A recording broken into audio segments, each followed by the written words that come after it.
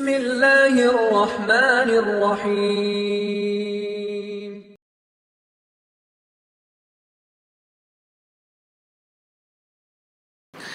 கண்ணியத்துக்குரிய அல்லாஹ்வின் அடியார்களே, அல்லாஹ் ரப்புல் ஆலமீன் எப்படி அவனுடைய அருளால் அவனுடைய நாட்டத்தால் அல்லாஹ் இந்த இடத்திலே மீண்டும் ஒரு முறை என்னையும் உங்களையும் ஒன்று சேர்த்தானோ, அதுபோன்று அல்லாஹ் ரப்புல் ஆலமீன் எம்மை ஜன்னத்துல் ஃபிர்தௌஸில் ஒன்று சேர்ப்பானாக.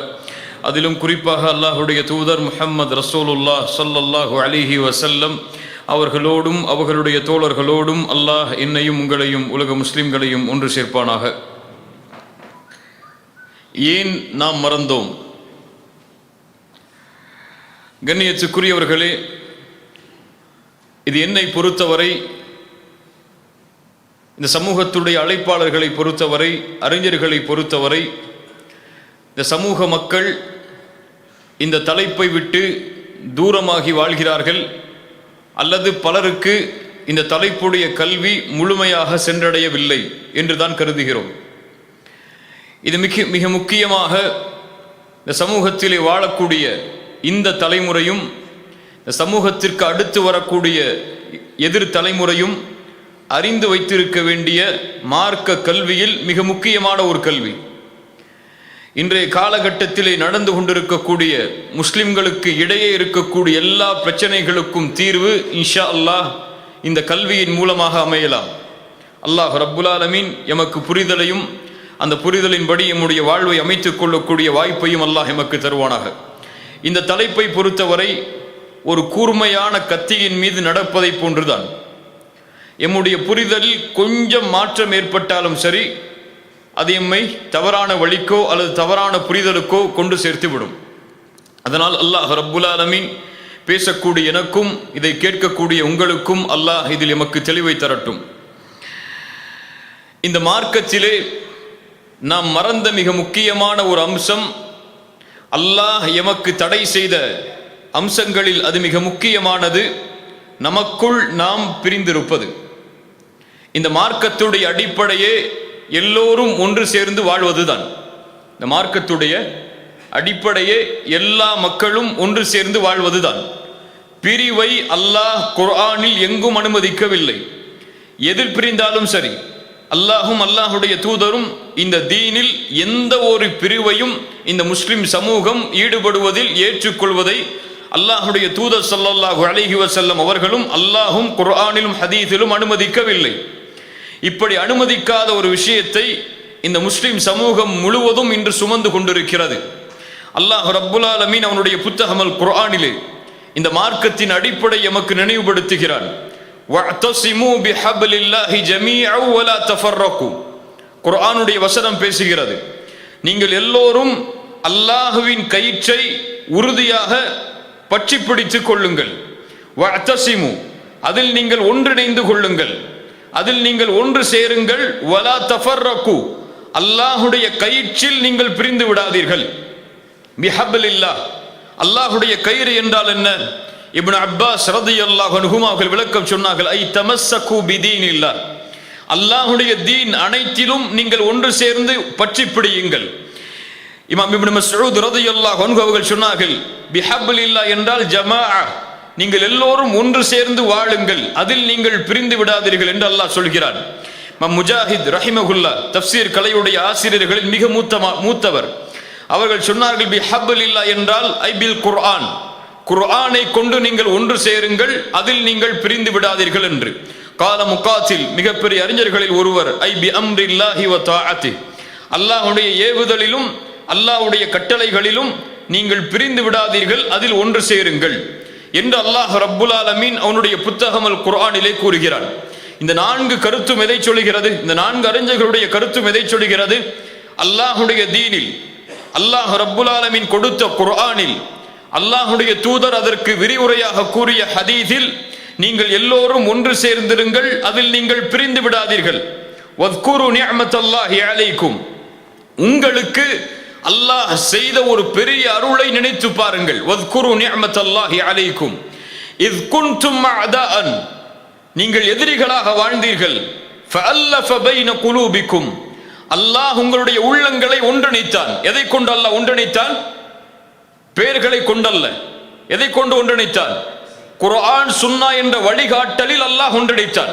ஃபஅல்லஃப பைன குலூபிக்கும், உங்களுடைய பெயர்களை அல்லாஹ் ஒன்றிணைக்கவில்லை, உங்களுடைய நிறங்களை அல்லாஹ் ஒன்றிணைக்கவில்லை, உங்களுடைய ஊர்களை, உங்கள் ஊர்களுடைய பகுதிகளை அல்லாஹ் ஒன்றிணைக்கவில்லை. அல்லாஹ் ஒன்றிணைத்தது, அல்லாஹ் இந்த சமூகத்திடமிருந்து எதிர்பார்ப்பதும் அதுதான், உள்ளங்களை அல்லாஹ் ஒன்றிணைத்தான்.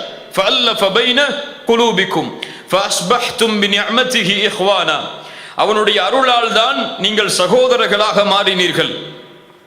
அல்லாஹ் ரப்புல் ஆலமீன் மேலும் சொல்கிறான், வகுன்தும் அலா ஷஃபா ஹுஃப்ரத்தின் மினன் நார், இந்த நீங்கள் பிரிவு என்ற காரணத்தால் நரகத்துடைய விளிம்பில் நீங்கள் இருந்தீர்கள். ஃபஅன்கதகும் மின்ஹா, அல்லாஹ் அதிலிருந்து உங்களை பாதுகாத்தான்.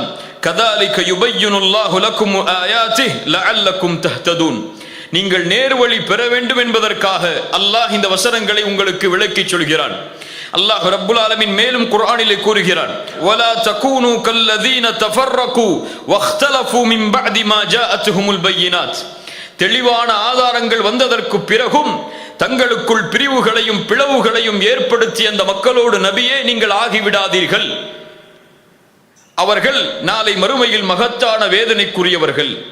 அல்லாஹ் ரப்புல் ஆலமீன் மேலும் சொல்கிறான், இவர்கள் தெளிவான இல்மு கிடைத்ததற்கு பிறகும் தங்களிடையே கருத்து வேறுபாடு பட்டு பிரிந்திருக்கிறார்கள் என்றால் பகியம் பைனகும், அவர்களுக்குள் இருக்கும் பொறாமையின் காரணமாகத்தான், அவர்களுக்குள் இருக்கும் நான் அல்லது நீ என்ற ஒரு பகைமையின் காரணமாகத்தான் தங்களுக்குள் அவர்கள் பிரிந்திருக்கிறார்கள். இப்படிப்பட்ட பல எச்சரிக்கைகளை இந்த சமூகம் செவியேற்றாலும், இந்த வசனங்கள் எல்லோராலும் சொல்லப்பட்டாலும் நமக்குள் பிளவுகளையும் பிரிவுகளையும் தான் பெரும்பான்மையாக நாம் பார்க்கிறோம்.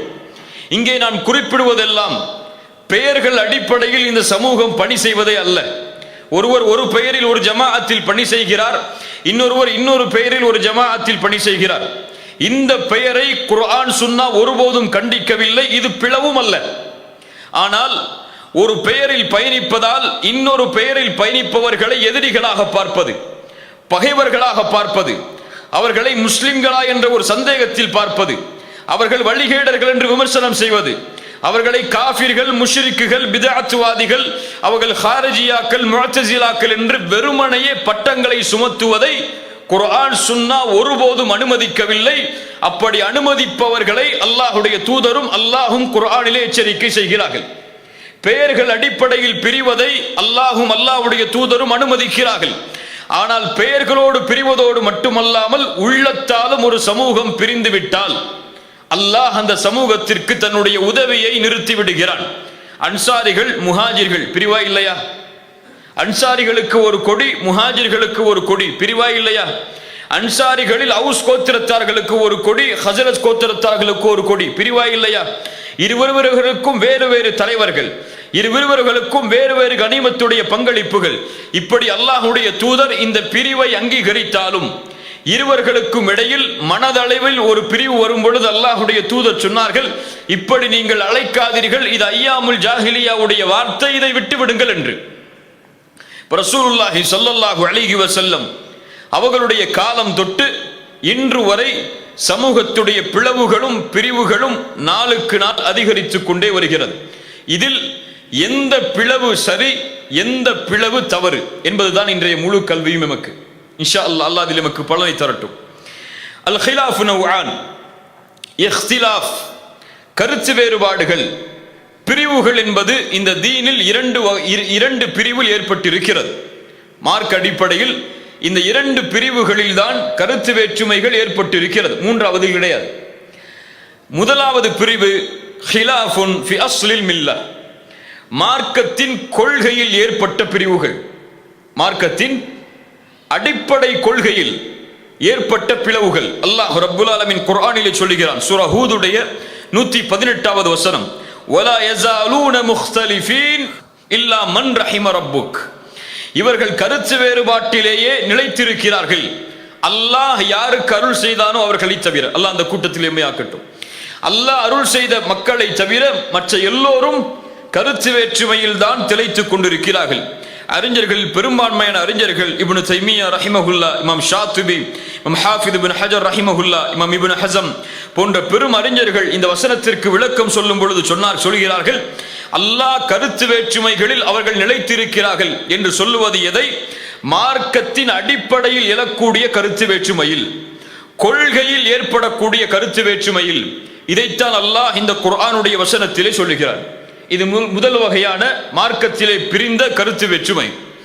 இரண்டாவது கருத்து வேற்றுமை மார்க்கத்துடைய சட்டங்களில், மார்க்கத்துடைய சட்டங்களை புரிவதில் ஏற்பட்ட கருத்து வேற்றுமை. முதலாவது கொள்கையில் ஏற்பட்ட கருத்து வேற்றுமை. இது ஒரு பயான் அல்ல, அதாவது புரிஞ்சுக்கணும் எல்லாரும். இது ஒரு பயான் நிகழ்ச்சி அல்ல, ஆக்ரோஷமா பேசுறதுக்கு அல்லது சில முக்கியமான கதைகளை பேசி உங்களை மகிழ்ச்சிப்படுத்துறதுக்கெல்லாம். இது ஒரு கல்வி சபை. கல்வி சபையில் ஒவ்வொரு விஷயமும் கல்வியாக எடுத்து வைக்கப்படும். மனோ இச்சையின்படியோ வார்த்தை நடையோ அங்கு இருக்காது. அது ஒரு கல்வி. அல்லாஹ் ரப்புல் ஆலமீன் அதை புரிந்து கொள்வதற்கு எமக்கு அருள் செய்தால் மறுமை வரை எம்முடைய உள்ளத்தில் நிலையாக இருக்கும். எம்முடைய சந்ததிகளுக்கும் அந்த இல்மை கொண்டு வழிநடத்துவதற்கு எமக்கு உதவியாக அமையும். அதனால் மனம் திறந்த மனதோடு குறுகிய மனப்பான்மை இல்லாமல், இது இல்ம் என்ற ஒரு பார்வையில், மலக்குகள் சூழ்ந்திருக்கக்கூடிய சபை என்ற ஒரு பார்வையில், கண்ணியத்தில் நாம் இந்த இடத்திலே அமர்ந்தால் அல்லாஹ் எமக்கு பலனை தருவான். முதலாவது பிரிவு அக்கீதாவில். அக்கீதா என்றால் என்ன? விரிவாக பேசப்பட வேண்டிய ஒரு விஷயம். அக்கீதா என்றால் சுருக்கமாக அல்லாஹ்வுடைய தூதர் முஹம்மது ரசூலுல்லாஹ் ஸல்லல்லாஹு அலைஹி வஸல்லம் ஈமான் கொள்ளுமாறு கூறிய 6 நம்பிக்கைகளையும் அது சார்ந்து அமைந்திருக்கக்கூடிய எல்லா விவரங்களையும் முழுமையாக நம்பிக்கை கொள்வதுதான் அக்கீதா. அக்கீதா ஈமானுடைய 6 அம்சங்களையும் அது சார்ந்த அம்சங்கள் அனைத்தையும் உறுதியாக நிலையாக உள்ளத்திலே நம்பிக்கை கொள்வதுதான் ஈமான். அக்கீதா அல்லாஹ்வை நம்பிக்கை கொள்ளுதல், அது சார்ந்த அம்சங்கள். மலக்குகளை நம்பிக்கை கொள்ளுதல், அது சார்ந்த அம்சங்கள். வேதங்களை நம்பிக்கை கொள்ளுதல், நபிமார்களை நம்பிக்கை கொள்ளுதல், மறுமையை நம்பிக்கை கொள்ளுதல், நன்மை தீமை அனைத்தும் அல்லாஹ்வின் தரப்பிலிருந்து தான் வருகிறது என்ற விதியை நம்பிக்கை கொள்ளுதல். இந்த 6 அம்சம் சார்ந்த அனைத்தையும் ஈமான் கொள்ளுதல் தான் அக்கீதா. இந்த அக்கீதா எந்த ஆலிமின் கருத்தில் வருவது? எந்த ஆலிமின் கருத்தில் வருவது?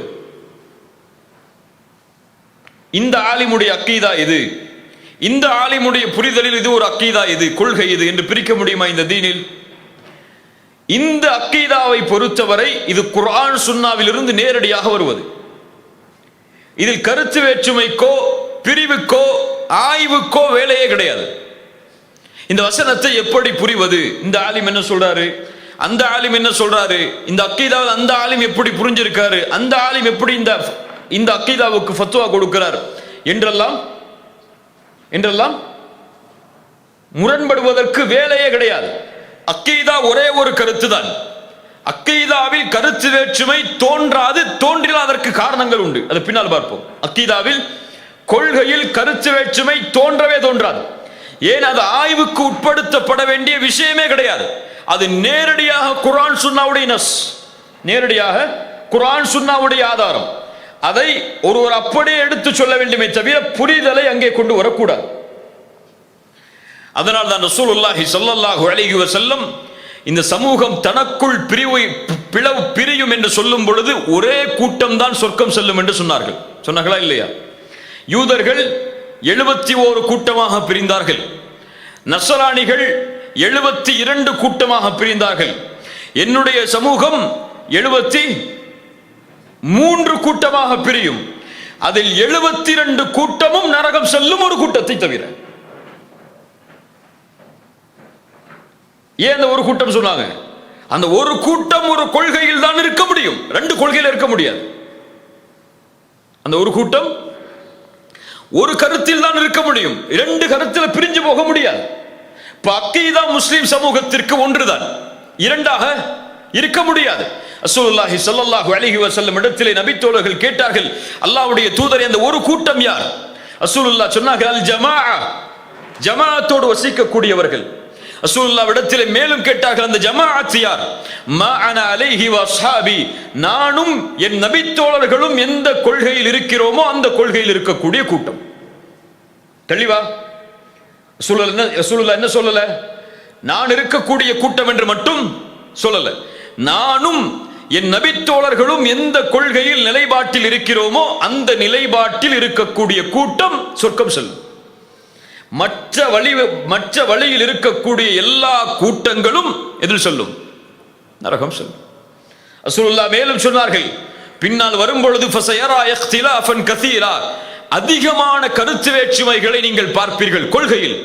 ஃபஅலைக்கும் பிசுன்னதி வசுன்னத்தில் குலஃபாஇர் ராஷிதீன் அல் மஹ்தியீன், அந்த நேரத்திலே என் வழிமுறையையும் என் கலீஃபாக்கள் எந்த வழிமுறையில் இருந்தார்களோ அந்த வழிமுறையையும் நீங்கள் பின்பற்றினால் ஃபஅது பின் நவாஜித், அதை கடவாய்ப்பற்களால் நீங்கள் பற்றிக் கொள்ளுங்கள் என்று அல்லாஹ்வுடைய தூதர் முஹம்மது ரசூலுல்லாஹ் ஸல்லல்லாஹு அலைஹி வஸல்லம் அவர்கள் சொன்னார்கள். இப்படி கொள்கையில் இந்த சமூகத்திலே ஏற்பட்ட பிளவுகள் தான் பல பிரிவுகள். ஷியாக்கள், காதியானிகள், ஒருவரை நபியாக அல்லாஹ்வுடைய தூதருக்கு பிறகு ஏற்றுக்கொண்ட காதியானிகளுடைய கூட்டம், அஹ்லே குர்ஆன் மட்டும் போதும் என்று சொல்லக்கூடிய கூட்டம், அல்லாஹ்வுடைய சிஃபத்துகளை மறுக்கக்கூடிய கூட்டம், அல்லாஹ்வுடைய சிஃபத்துகளுக்கு தனிப்பட்ட முறையில் விளக்கங்கள் சொல்லக்கூடிய கூட்டம். இதுவெல்லாம் பெரிய சப்ஜெக்ட். ஹவாரிஜிகள், முஅ்தஸிலாக்கள் என்று பிரியக்கூடிய பல கூட்டம் கொள்கையில் பிரிந்தது. ஆனால் கொள்கையில் நேரு வழியில் நான் இருக்கிறேன் என்று கண்டுபிடிக்க அளவீடு என்ன? ஒரு ஸ்கேல் இருக்கும். இந்த ஸ்கேலோட நம்ம ஒப்பிட்டு பார்த்தா நான் கொள்கையில உறுதியா இருக்கிறேன், கொள்கையில சரியா இருக்கிறேன், என் கொள்கை சரிதான் என்று ஒத்துக்கொள்ளலாம். அது என்ன ஸ்கேல்? ரசூலுல்லாஹி ஸல்லல்லாஹு அலைஹி வஸல்லம் எந்த அளவீட்டை அந்த ஒரு கூட்டத்திற்கு அளவீடாக ஆக்கினார்களோ, அல்லாஹ்வுடைய தூதர் எந்த ஒரு அளவீட்டை கருத்து வேற்றுமைகள் வரும் பொழுது நீங்கள் இதை பற்றி பிடியுங்கள் என்று சொன்னார்களோ அந்த அளவீடு. இந்த அளவீடு குர்ஆன் சுன்னா யாரின் மீது இறக்கப்பட்டதோ, நல்லா புரியுங்க, அந்த இறக்கப்பட்ட பொழுது யார் அந்த நபியோடு வாழ்ந்தார்களோ அந்த நபியின் புரிதலை தன்னுடைய புரிதலாக ஏற்று, அந்த நபியின் கொள்கையை தன்னுடைய கொள்கையாக ஏற்று, சந்தேகம் வரும் பொழுதெல்லாம் அந்த நபியிடத்திலே நேரடியாக கேட்டு எந்த ஒரு சமூகம் தெளிவு பெற்று, எந்த ஒரு சமூகத்திற்கு அல்லாஹ்வுடைய தூதரும் அல்லாஹும் சொர்க்கத்தின் நற்செய்தியையும் இந்த கூட்டத்தின் கொள்கை அங்கீகரிக்கப்பட்டது என்ற ஒரு சர்டிபிகேட் அல்லாஹ்வுடைய தூதர் கொடுத்தார்களோ அந்த ஒரு சமூகம் எந்த கொள்கையில் இருந்ததோ அந்த கொள்கையில் ஒரு முஸ்லிம் தன்னுடைய கொள்கையை ஆக்கிக் கொண்டால் இவன் சொர்க்கவாதி இன்ஷா அல்லாஹ். அந்த கொள்கையை விட்டு ஒரு சில அடி அவன் தடம் பிறண்டாலும் சரி, அல்லாஹ் பாதுகாப்பானாக, நரகத்தை நோக்கி தன்னுடைய பயணத்தை துவங்கி விட்டான் என்று அர்த்தம். எப்படி இதை புரிவது? அக்கீதா அல்லாஹ் சார்ந்தது, அல்லாஹ்வுடைய தன்மைகள் சார்ந்தது, அல்லாஹ்வுடைய நம்பிக்கையில். அல்லாஹ் ரப்புல் ஆலமீன் அவனுடைய புத்தகம் அல் குர்ஆனிலே சொல்லுகிறான். உதாரணம் தான் இவையெல்லாம், இது நம்முடைய சப்ஜெக்ட் இல்லை, நீங்க புரிஞ்சு கொள்ளுங்கிறதுக்காக இந்த விஷயத்தை சொல்றேன். அல்லாஹ் கூறுகிறான், இன்ன ரப்பக்குமுல்லாஹ், உங்களுடைய இறைவன் யார் தெரியுமா? அல்லதி ஹலகஸ் ஸமாவாதி வல் அர்த், வானங்களையும் பூமிகளையும் அவன் படைத்தான். ஃபி சித்தத்தி அய்யாமின், 6 நாட்களில் அவன் படைத்தான். சும்ம ஸ்தவா அலல் அர்ஷ், அதற்கு பிறகு அல்லாஹ் அர்ஷிலிருந்து உயர்ந்து விடுகிறான். அர்ஷிலிருந்து அல்லாஹ் உயர்ந்து விடுகிறான் என்று அல்லாஹ் ரப்புல் ஆலமீன் கூறுகிறான். அரிசில் இருந்து அல்லாஹ் உயர்ந்து விட்டான் என்ற வசனம் யாருக்கு ஓதப்பட்டது? யாருக்கு ஓதப்பட்டது? சஹாபாக்களுக்கு ஓதப்பட்டதா இல்லையா? எதிலும் கேள்வி கேட்டு தெளிவு பெறக்கூடிய அந்த சமூகம் இந்த விஷயத்தில் கேள்வி கேட்டார்களா? ரசூலுல்லாஹ்ட்ட யா ரசூலல்லாஹ், அல்லாஹ் உயர்வான அரிசில் இருந்து எப்படி யா ரசூலுல்லாஹ்னு கேட்டாங்களா? அப்படி அரிசி மேல அல்லாஹ் உயர்த்திருந்தனால அவனுக்கு ஒரு வடிவம், ஒரு உருவத்தை கொடுத்த மாதிரி 1000 ரசூலுல்லாஹ்னு சொன்னாங்களா? சொன்னாங்களா? இப்போ இல்ல. இப்ப சஹாபாக்கள் அந்த விஷயத்தில் கேள்வி கேட்கவில்லை என்றால் இது போன்ற வசனங்களில் கேள்வி கேட்காமல் இருப்பது அக்கீதா. சஹாபாக்கள் அதில் சிந்திக்கவில்லை என்றால் இது போன்ற விஷயங்களில் சிந்திக்காமல் இருப்பது அக்கீதா, கொள்கை. அது சிந்திப்பது, விளக்கம் கொடுப்பது, வேறொரு விளக்கத்தை அதற்கு முன்வைப்பது கொள்கைக்கு மாற்றம். ஏன்? நபித்தோழர்கள் ரசூலுல்லாஹ்விடத்தில் அதை கேட்கவில்லை. இந்த ஒரு அளவீட்டை அல்லாஹ் ரப்புல் ஆலமீன் அர்ஷில் இருந்து உயர்கிறான். அல்லது ரசூலுல்லாஹி ஸல்லல்லாஹு அலைஹி வஸல்லம் சொன்னார்கள், அல்லாஹ் ஒவ்வொரு இரவும் அல்லாஹ் முதல் வானத்திற்கு இறங்கி வருகிறான். இரவுடைய 3வது கடைசி பகுதியில் முதல் வானத்திற்கு அல்லாஹ் இறங்கி வருகிறான். இந்த ஹதீஸ் யாருக்கு சொல்லப்பட்டது? நபித்தோழர்களுக்கு சொல்லப்பட்டது. சொல்லப்பட்ட பொழுது நபித்தோழர்கள் அல்லாஹ்வுடைய தூதரிடத்தில், யா ரசூலல்லாஹ், அல்லாஹ் முதல் வானத்திற்கு இறங்கி வந்தால் அரிசின் மேலே உயர்ந்தால் அல்லாஹ் என்று சொன்னானே, அதற்கு மாற்றம் இல்லையா என்று கேட்டார்களா? அல்லாஹ் இறங்கி வந்து விட்டால் இங்கு இரவென்றால் அங்கு பகலாயிற்று என்று கேட்டார்களா? அரிசியிலிருந்து அல்லாஹ் இறங்கி விட்டால் அரிசியில் யார் இருப்பார்கள் என்று கேட்டார்களா?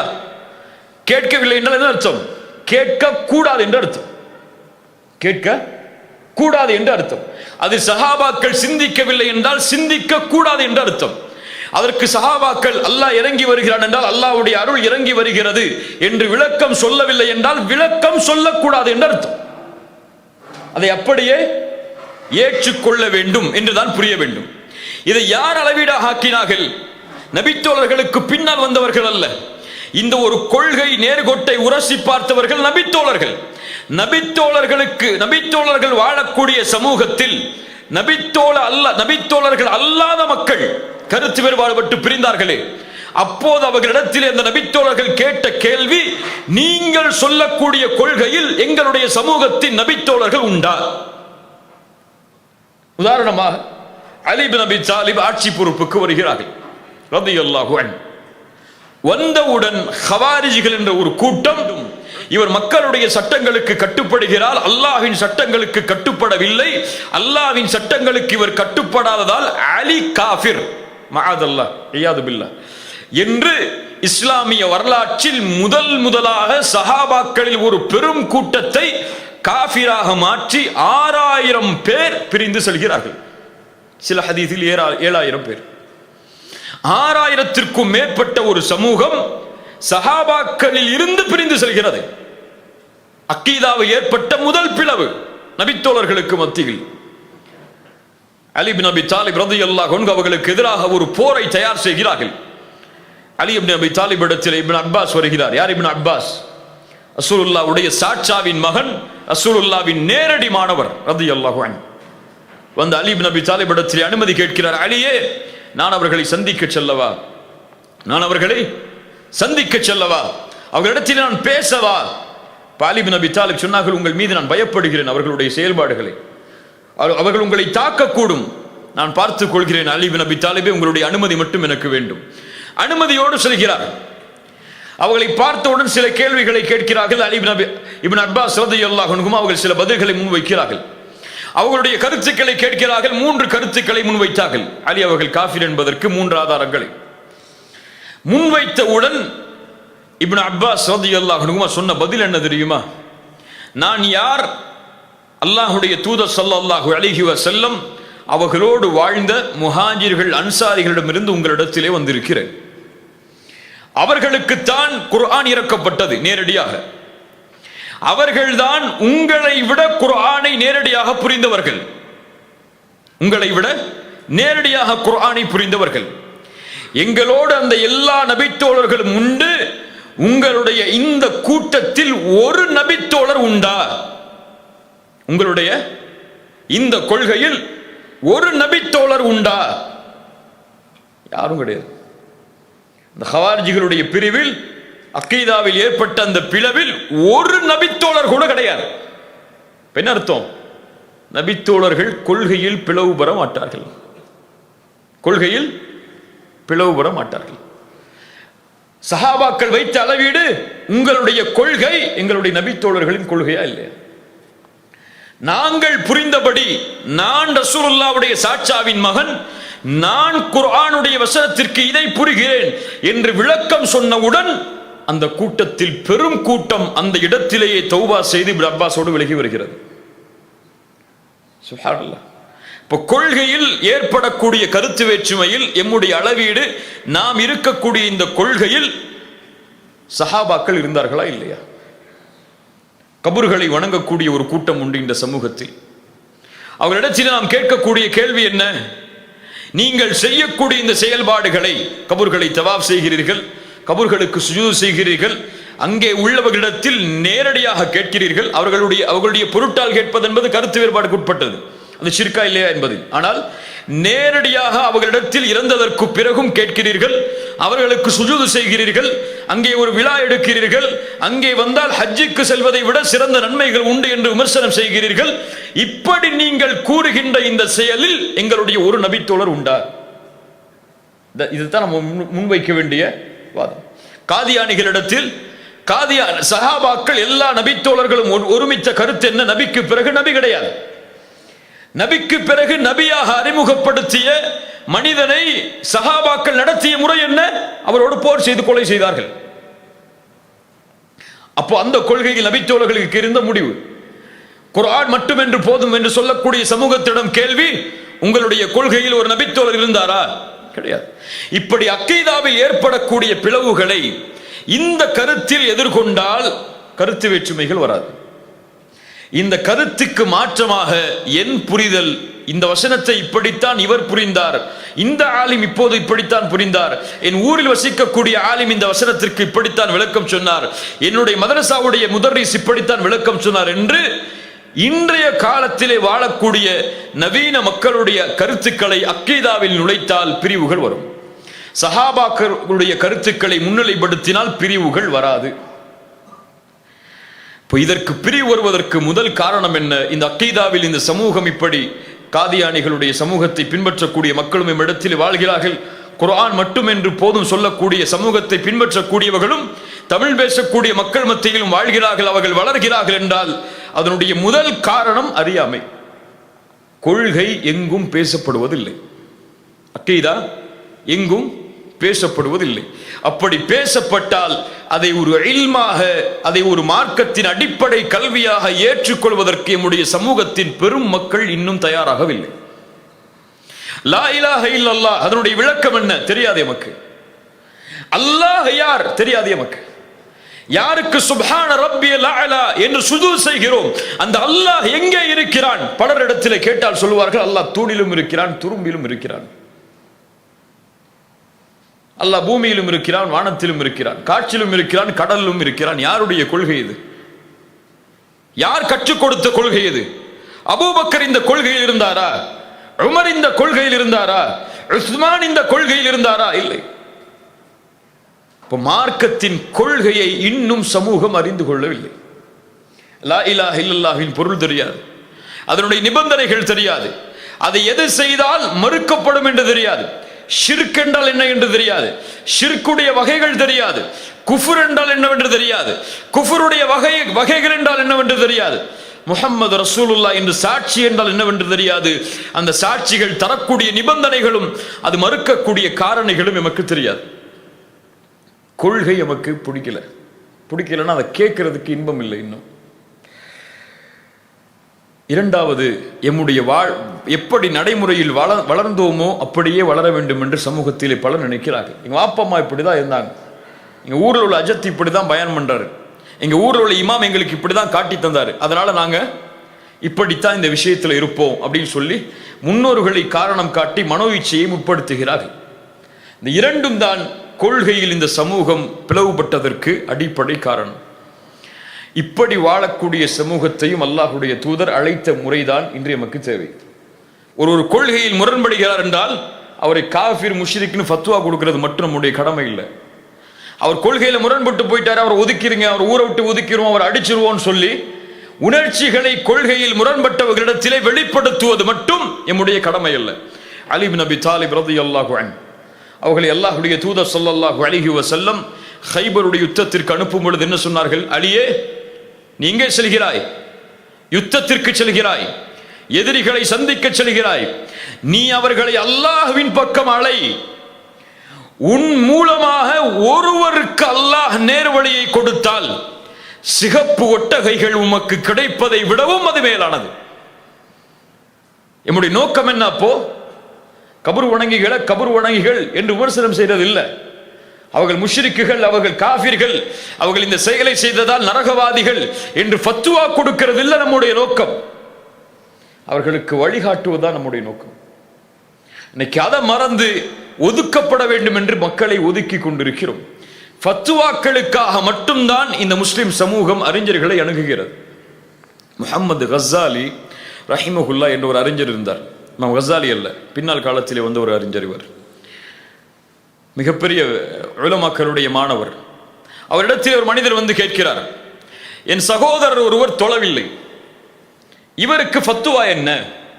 என்ன எதிர்பார்க்கிறார் இவர்? அவருக்கு காஃபிர்னு ஃபத்துவா கொடுக்கணும்னு எதிர்பார்க்கிறார். தொழுகாதவன் யார்?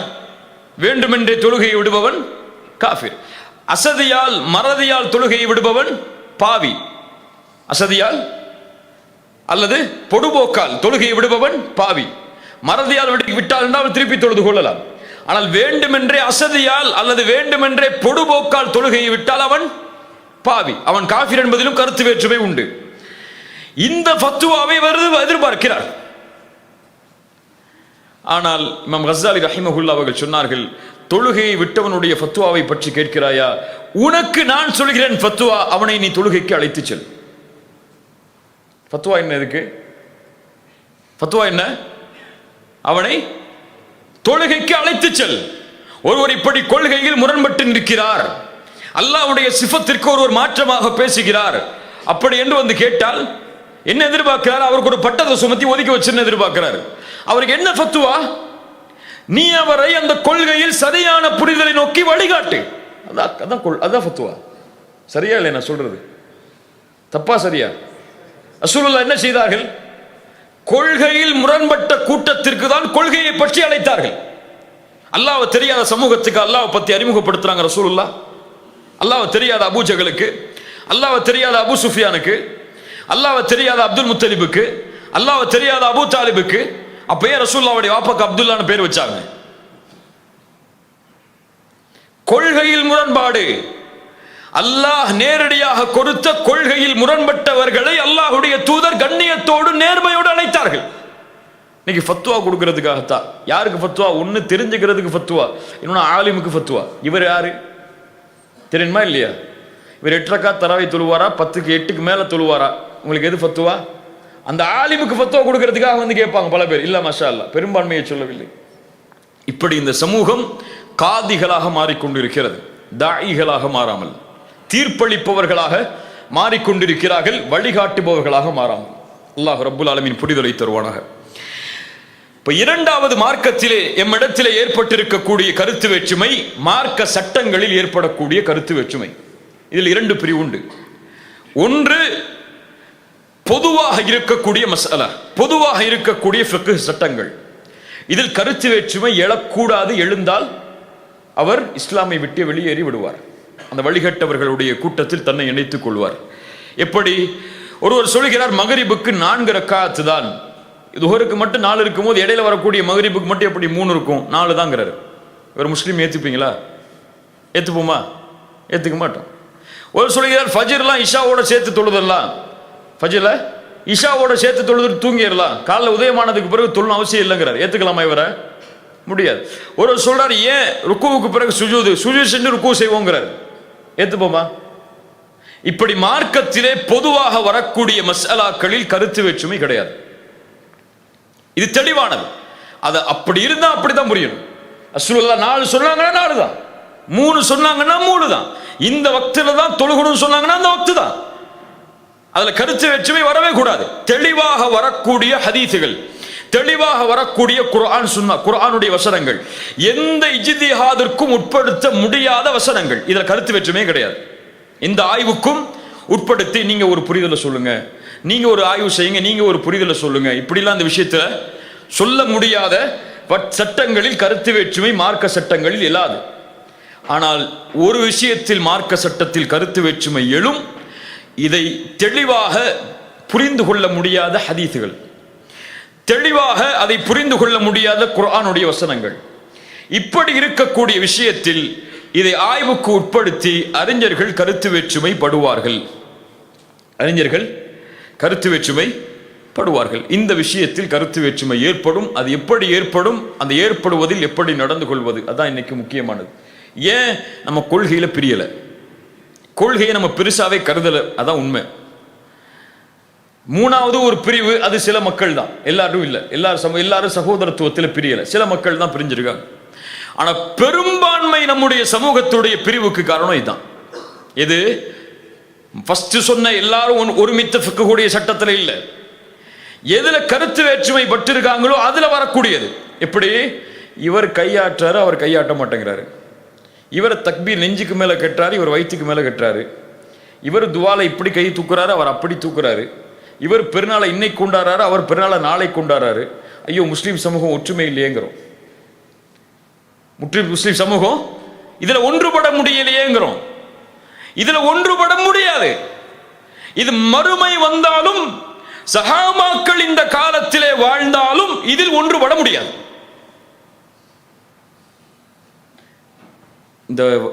இந்த பயானை பொறுத்த வரைக்கும் முக்கியமான விஷயம், இதை சொன்ன உடனே அப்படி நின்றக்கூடாது. இதுதான் முடிவு போல அப்படின்னு சொல்லி உங்களுக்கு வர வரதான் புரியும். இது உங்களுக்கு அடிப்படையை விளக்கிட்டு வர்றேன், அதை புரிஞ்சுக்கணும். உடனே முடிவு பண்ண அங்கே நின்றக்கூடாது. மனசு அங்கே நிறுத்திட்டீங்கன்னா அடுத்து கேட்கக்கூடாது. அப்படி என்னோட ஜெர்னி பண்ணிட்டே வாங்க, இன்ஷா அல்லாஹ் புரியும். இப்போ இதில் சஹாபாக்கள் இருந்தாலும் ஒன்றுபட முடியாது. ஷேக் இப்னு தைமியா ரஹிமஹுல்லாஹ் அழகான வார்த்தைகள் சொல்லுவார்கள். மார்க்க விஷயத்தில் அதிகமான கருத்து வேற்றுமைகள் உண்டு. மார்க்க சட்ட விஷயத்தில் அதிகமான கருத்து வேற்றுமைகள் முஸ்லிம்களிடத்தில் உண்டு. இப்படி மார்க்க விஷயத்தில் எழக்கூடிய கருத்து வேற்றுமைகளால் ஒரு முஸ்லிம் இன்னொரு முஸ்லிமை பகைத்தால் சகோதரத்துவம் என்ற பகுதியே இஸ்லாமில் கிடையாது. சகோதரத்துவம் என்ற பகுதியே இஸ்லாமில் உருவாகாது. அபூபக்கரும் உமரும் கருத்து வேற்றுமை பட்டிருக்கிறார்கள் மார்க்க சட்ட விஷயத்தில். ஆனால் இருவரின் பிரிவும் ஹைருக்காகத்தான், நலவுக்காகத்தான் இருந்தது. இன்னைக்கு நமக்குள்ள இருக்கக்கூடிய இந்த கருத்து வேற்றுமையின் பிரிவு பகைமைக்காக இருக்கிறது, வேற்றுமைக்காக இருக்கிறது. ஒருவரை சத்தியம் அசத்தியம் என்று முடிவு செய்வதற்காக இருக்கிறது. சரி, முன்னும் முக்கியமான விஷயத்தை புரிஞ்சு கொள்ளணும். யாரிடத்தில் இந்த கருத்து வேற்றுமை இன்னைக்கு அதிகமா இருக்கு? இதான் முக்கியமான பகுதி, நமக்கு ஏற்ற பகுதி. நல்ல கவனிங்க. யாரிடத்தில் கருத்து வேற்றுமை அதிகமாக உண்டு? ரெண்டு பேரை சொல்றேன். உலமாக்கள் மத்தியிலா, எம்மை போன்ற பொதுமக்கள் மத்தியிலா? உலமாக்களா கருத்து வேற்றுமைய பேசுறாங்க அதிகமா? யாரு? நம்மை போன்ற பொதுமக்கள் தான் கருத்து வேற்றுமைகளை அதிகமாக பேசுகிறோம். கருத்து வேற்றுமையை பேசுவதோடு இல்ல, தன்னுடைய கருத்தில் ஒருவர் முரண்பட்டால் அவரை அசத்தியவாதி என்று பட்டம் சுமத்துவது யார்? நாம். கையாட்டக்கூடிய ஒரு சகோதரர் போறார் தொழுகைக்கு, பக்கத்தில் ஒரு சகோதரர் கையாட்டாம இருக்காரு தொழுகையில். பார்த்துட்டான்னு வச்சுக்கோங்க, இல்ல மாஷா அல்லாஹ் பாதுகாத்தவர்களை தவிர என்ன நினைப்பார் அவர் உள்ளத்துல? ஒரு சுண்ணாவை கூட செயல்படுத்த முடியாதவராக இருக்காரு. நினைப்பார மாட்டாரா? ஒரு சுண்ணாவை கூட, ஒரு சின்ன சட்டத்தை கூட அவர் விளங்கி கொள்ளல. இப்படி இருந்தா அவர் வழிகேட்டில் இருந்து நரகத்துக்கு போயிடுவாருன்னு சொல்லுவோம். இப்படி இல்லையா? இன்னைக்கு பெருநாள் ஒரு நாள் உலக பிறையா ஊர் பிறையான பிரிவுகளுக்கு பின்னாடி வருவோம். இதுக்கு சப்ஜெக்டுக்கு ஒரு ஊர் பிழையை பின்பற்றக்கூடிய ஒருவர் உலக பிறையை பின்பற்றக்கூடிய ஒருவரை பார்த்து என்ன சொல்வாரு? அசத்திய கொள்கையை நோக்கி இவர் போய்கொண்டிருக்கிறார், இவர் நரகத்துடைய பாதையில் பயணிக்கிறார், இவருடைய தொழுகையை அல்லாஹ் அங்கீகரிக்கவே மாட்டான். யார் ஃபத்வா கொடுக்கிறது? யார் ஃபத்வா கொடுக்கிறது? லவ் சக்கத மல் லா யஅலம் லசக்கத்தல் ஹிலாஃப். ஒன்னு புரிஞ்சு கொள்ளுங்க. கருத்து வேற்றுமைகளை இல்ம் இல்லாதவர்கள் கைவிட்டு விட்டால் கருத்து வேற்றுமைகள் சமூகத்தில் இருக்காது. கருத்து வேற்றுமைகளை கல்வி இல்லாதவர்கள் கைவிட்டு விட்டால் கருத்து வேற்றுமைகளே இருக்காது. ஒருவர் சொல்றாரு, சூரத்துல் ஃபாத்திஹாவை தொழுகையில இமாம் ஓதும் போது ஓத தேவையில்லைன்னு சொல்லி. ஒரு ஆலிம் ஒரு மனிதர் சொல்றாரு, தொழுகையில இமாம் ஓதும் போது நம்ம ஓதத்தான் செய்யணும் ஃபாத்திஹான்னு சொல்லி. கருத்து வேற்றுமை தானே. ஒரு சகோதரர் வாதிடுகிறார், சூரத்துல் ஃபாத்திஹாவை தொழுகையில் இமாம் ஓதும் போது ஓதுவது வழிகேடு. வழிகேடா?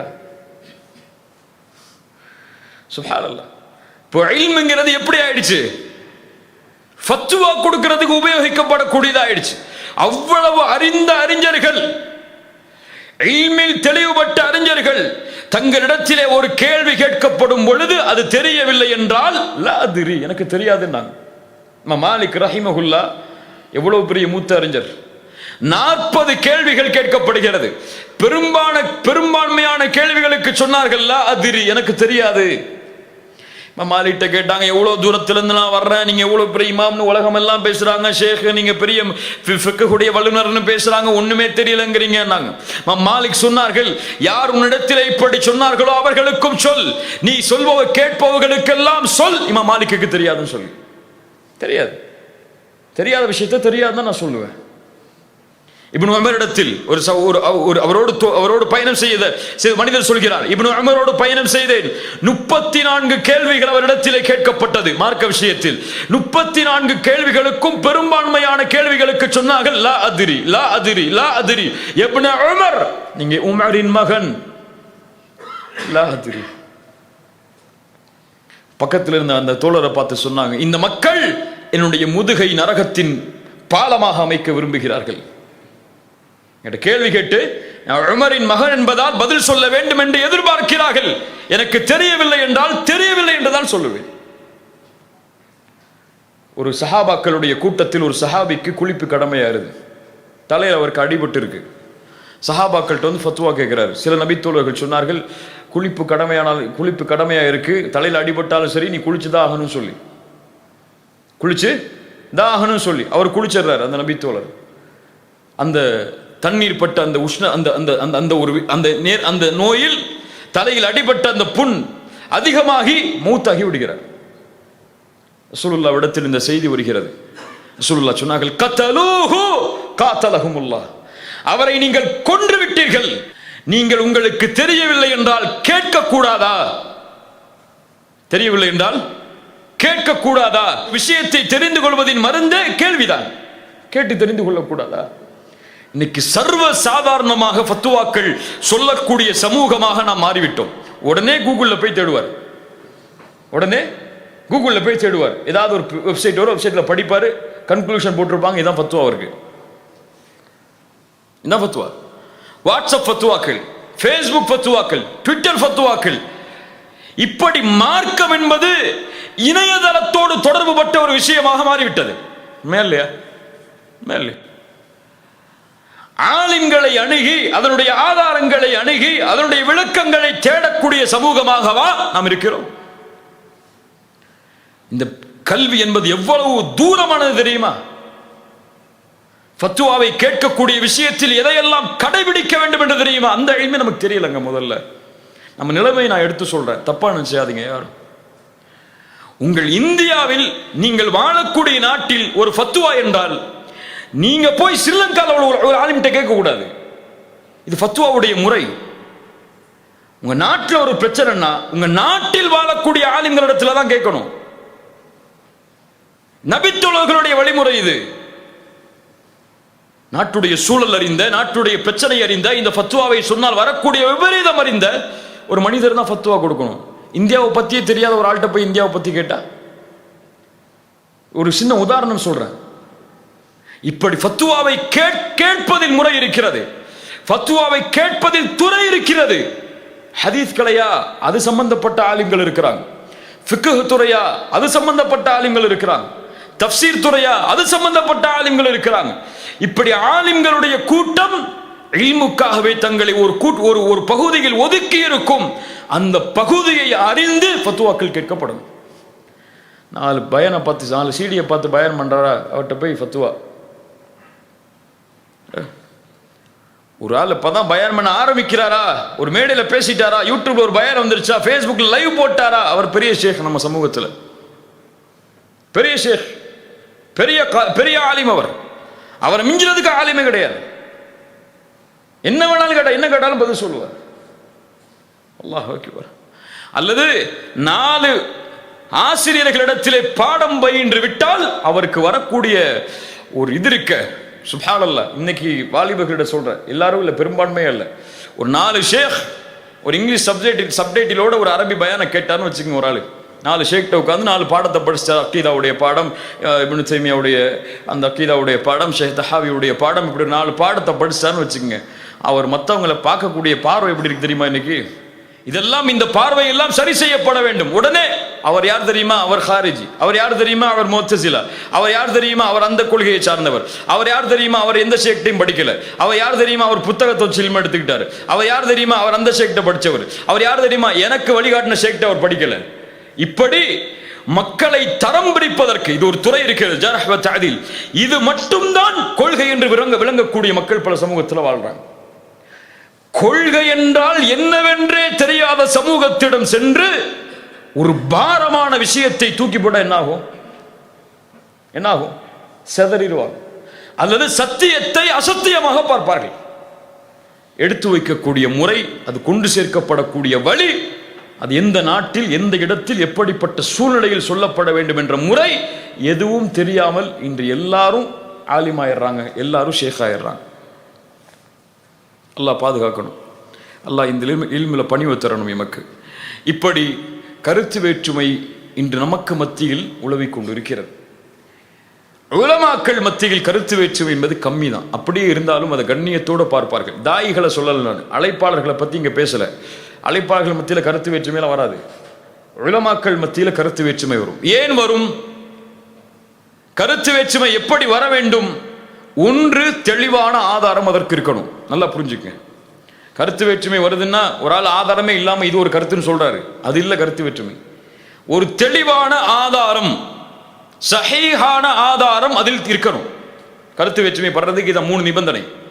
இரண்டாவது, அந்த ஆதாரம் நேரடியாக புரிந்து கொள்ள முடியாததா இருக்கணும். நேரடியா புரிஞ்சு கொள்ள முடியல, அந்த ஆதாரத்தை நேரடியா பார்த்தா புரியல. 2 புரிதல் வர்றதுக்கு வாய்ப்பு இருக்கு, 3 புரிதல் வர்றதுக்கு வாய்ப்பு இருக்கு. அந்த ஹதீஸை 3 ஆலிம்கள் ஆய்வு செஞ்சாங்கன்னா அதுல பல கருத்துக்கள் வர்றதுக்கு வழி இருக்கு. இப்படிப்பட்ட ஆதாரமா இருக்கணும். 3வது, அந்த ஆதாரத்தின் முழுமையான கல்வியை தெரிந்தவராக இருக்கணும். சூரத்துல் ஃபாத்திஹாவுக்கு அவர் கொடுத்த அந்த ஃபத்வாவுக்கு ஆதாரமாக புகாரியுடைய ஒரு ஹதீஸ் எடுத்து வந்து காட்டினார். அந்த ஹதீஸுக்கு மறுப்பாக வரக்கூடிய ஹதீஸுகள், அந்த ஹதீஸ் யாருக்கு சொல்லப்பட்டது, அது பொதுவான ஹதீஸா, குறிப்பிட்டு வரக்கூடிய ஹதீஸா, அதற்கு பிறகு வேறு ஏறும் ஹதீஸ் உண்டா ஹதீஸ் கலையில், அந்த ஹதீஸை எப்படி புரிந்து கொள்வது என்ற அறிஞர்களிடத்தில் கருத்து வேறுபாடு ஏற்பட்டிருக்கிறதா, இப்படி அந்த ஹதீஸ் துறையின் முழுமையான கல்வியை அவர் சுமந்திருக்க வேண்டும். அல்லது ஃபிக்ஹ் துறையின் முழுமையான கல்வியை அவர் சுமந்திருக்க வேண்டும். தஃப்சீர் கலையின் முழுமையான கல்வியை அவர் அறிந்திருக்க வேண்டும். ஒரு வசனத்துக்கு சபபுன் நுசூல் தெரியாம ஃபத்வா கொடுக்க முடியுமா? ஒரு வசனத்துக்கு அந்த வசனம் இறக்கப்பட்ட காரணம் தெரியாம சொல்ல முடியுமா? ஃபத்வா? ஒரு ஹதீஸுக்கு அந்த ஹதீஸ் சொல்லப்பட்ட சூழல் தெரியாம ஃபத்வா கொடுக்க முடியுமா? இது யாருக்கு தெரியும்? நமக்கு தெரியுமா? இந்த வசனம் ஏன் இறக்கப்பட்டதுன்னு கேட்டா சபபுன் நுசூல் சொல்லுவோமா? சொல்ல மாட்டோம். ஏன்? நமக்கு தெரியாது. அப்ப அந்த கலையை தெரிந்தவர்கள் தான் கருத்து வேற்றுமைகளை உள்ள போகணும், ஆய்வு செய்யறதுல.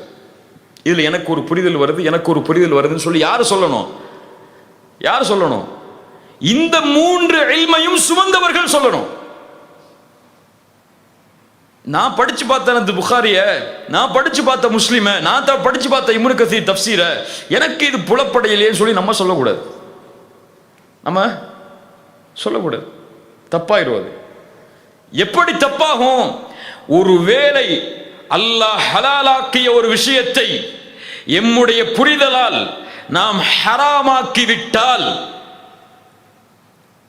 என்ன ஆகும்? அல்லாஹ்வுடைய சட்டத்திற்கு முரண்பட்ட ஃபத்வாவை கொடுத்தால் அவன் காஃபிர், சந்தேகமே கிடையாது. அல்லாஹ் ஹலாலாக்கியதை ஹராமாக்குபவன் யார்?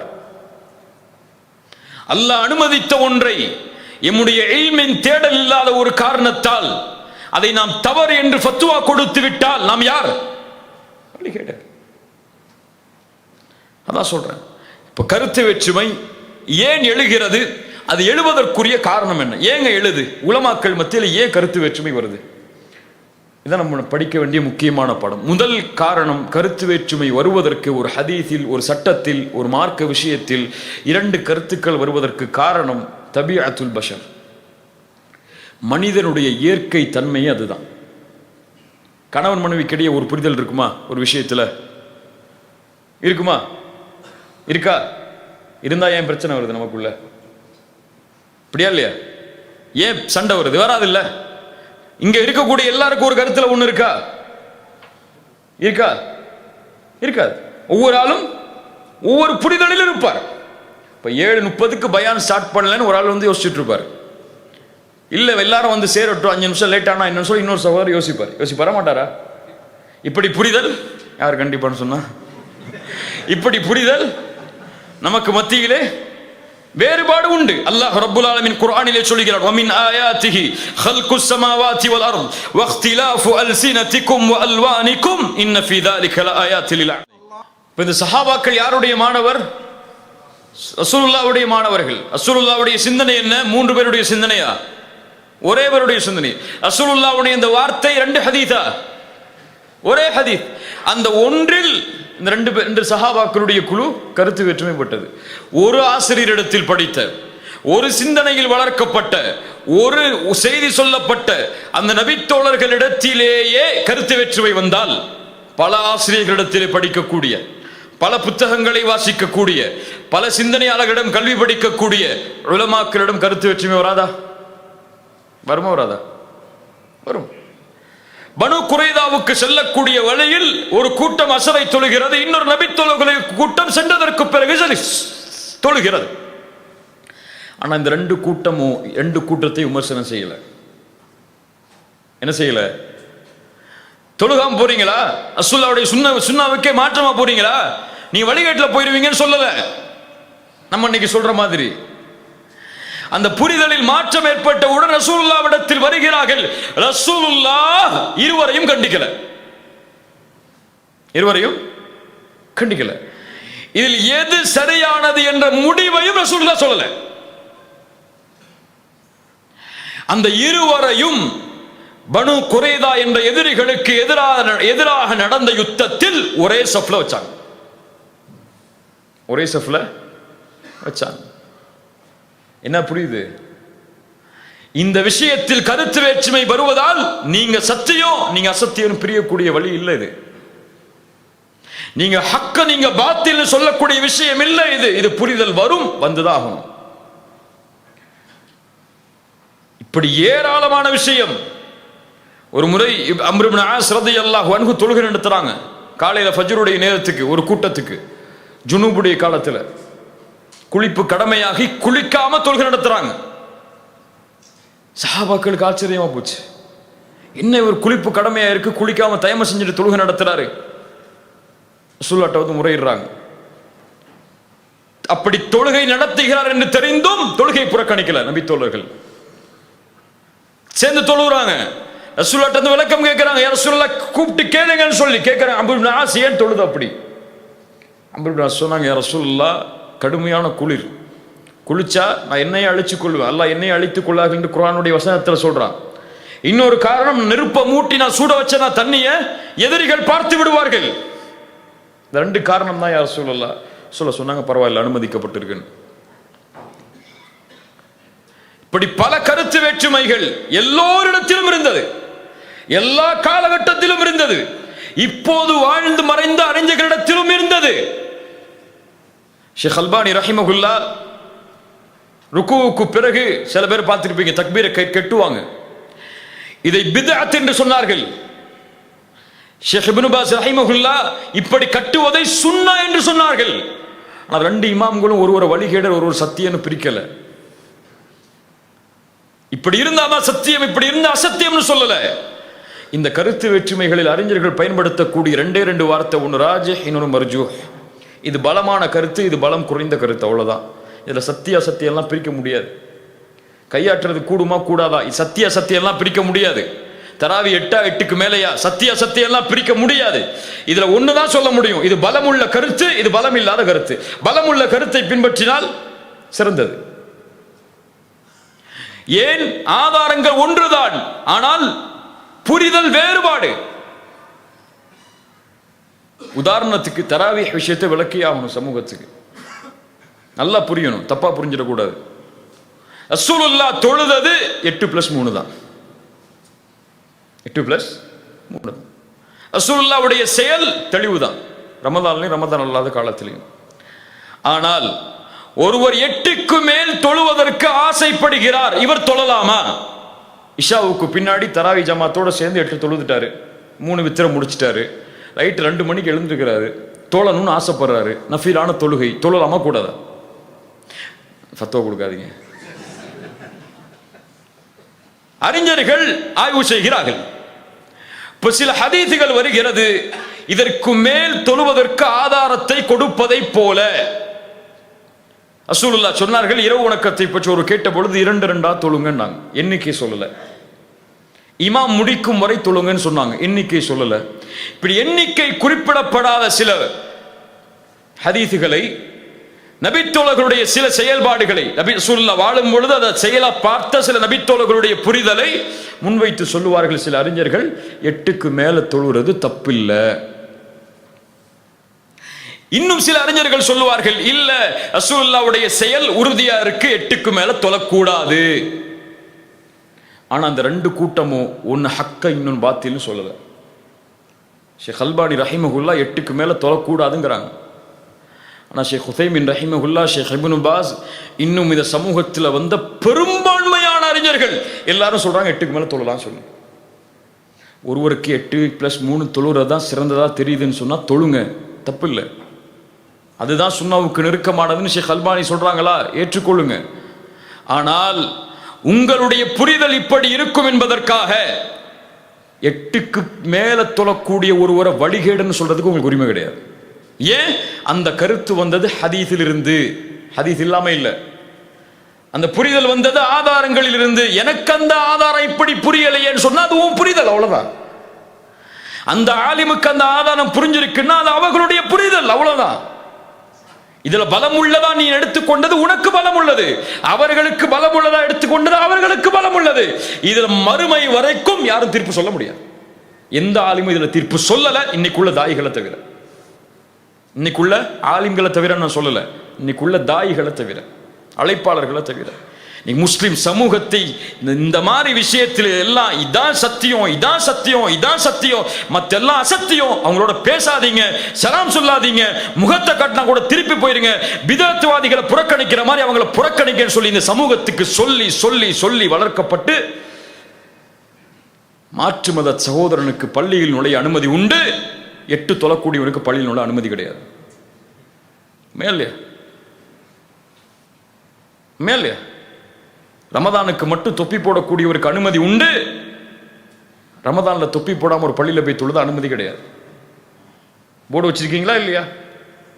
வச்சிருக்கீங்களா இல்லையா? யாரோ எந்த வழிமுறை இது? இப்போ கற்றுக் கொடுக்கப்பட்ட கல்வி மறைக்கப்பட்டு இருக்கிறது. இது வேண்டுமென்று மறைக்கப்பட்டதா அல்லது தன்னுடைய கருத்தை நிலைநாட்டுவதற்காக மறைக்கப்பட்டதா அல்லாஹ் அறிந்தவன்.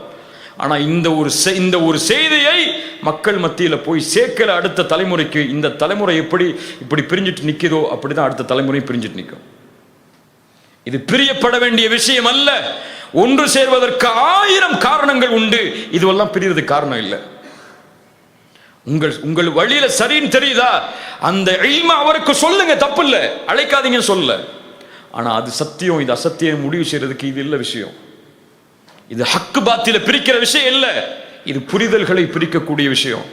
நீங்க சொல்லக்கூடிய 8க்கு மேல தொழக்கூடாதுங்கிற கருத்து, இப்ப என்ன கேட்பீங்க, ஏன் கருத்து என்னன்னு கேட்பீங்க. பல பேர் நினைப்பீங்க இவர் எப்படி தொழுவாருன்னு சொல்லி. அது இல்லைங்க முக்கியம். அப்படி 8க்கு மேல தொழலாங்கிற கருத்துல பெரும்பான்மையான உலமாக்கள் உண்டு. அப்ப நீங்க அதுல உள்ளவர்கள் எல்லாம் வழிகேடு என்றால் இவர்கள் எல்லாம் யார் சொல்லக்கூடாது. கண்ணியத்தை பேணணும், இந்த மாதிரி விஷயங்கள்ல மதிப்பை பேணணும். அது உலமாக்கள் மத்தியில் பின்னாடி நான் சொல்லுவேன், அது உங்களுக்கு புரியும் இன்ஷா அல்லாஹ். இப்படிதான் எல்லா விஷயத்திலையும் சஹாபாக்கள் காலம் முதற்கொண்டு உலக பிறையா ஊர் பிறையா கருத்து வேறுபாடு இருந்துச்சு. இன்னைக்கு இல்ல, இன்னைக்கு ஆரம்பிச்ச விளக்கம் இல்ல. தமிழ்நாட்டுக்கு புதுசு, 10 வருஷம் முன்னாடி வந்தது. நாங்க எல்லாம் ஒரு பெருநாள் தானே தொழுதுட்டு இருந்தோம் 10 வருஷம் முன்னாடி. இப்பதானே 4 பெருநாள் தொழுறோம் சொல்லி நம்ம இப்ப சொல்றோம். ஆனா 10 வருஷத்துக்கு முன்னாடி அரபு உலகத்துல சாதாரணம். அவ்வளவு உலமாக்கள் இதை பிரிஞ்சிருந்தாங்க, சஹாபாக்கள் பிரிஞ்சிருந்தாங்க இந்த கருத்துல. இது சத்தியம் வழிகேடுன்னு பிரிக்கல, இதனால சமூகம் பிளந்து கிடக்குன்னு சொல்லல. அது ஒரு புரிதலா பார்த்தாங்க. ஆதாரங்களை புரிந்து கொள்றது, 2 பேருக்கு ஒரே ஹதீஸ் தான் ஆதாரம். பிறையை பார்த்து நோம்புவீங்க, எந்த பிறையை பார்க்கறது? புரிதல வரக்கூடிய வேறுபாடு இது வரத்தா செய்யும்.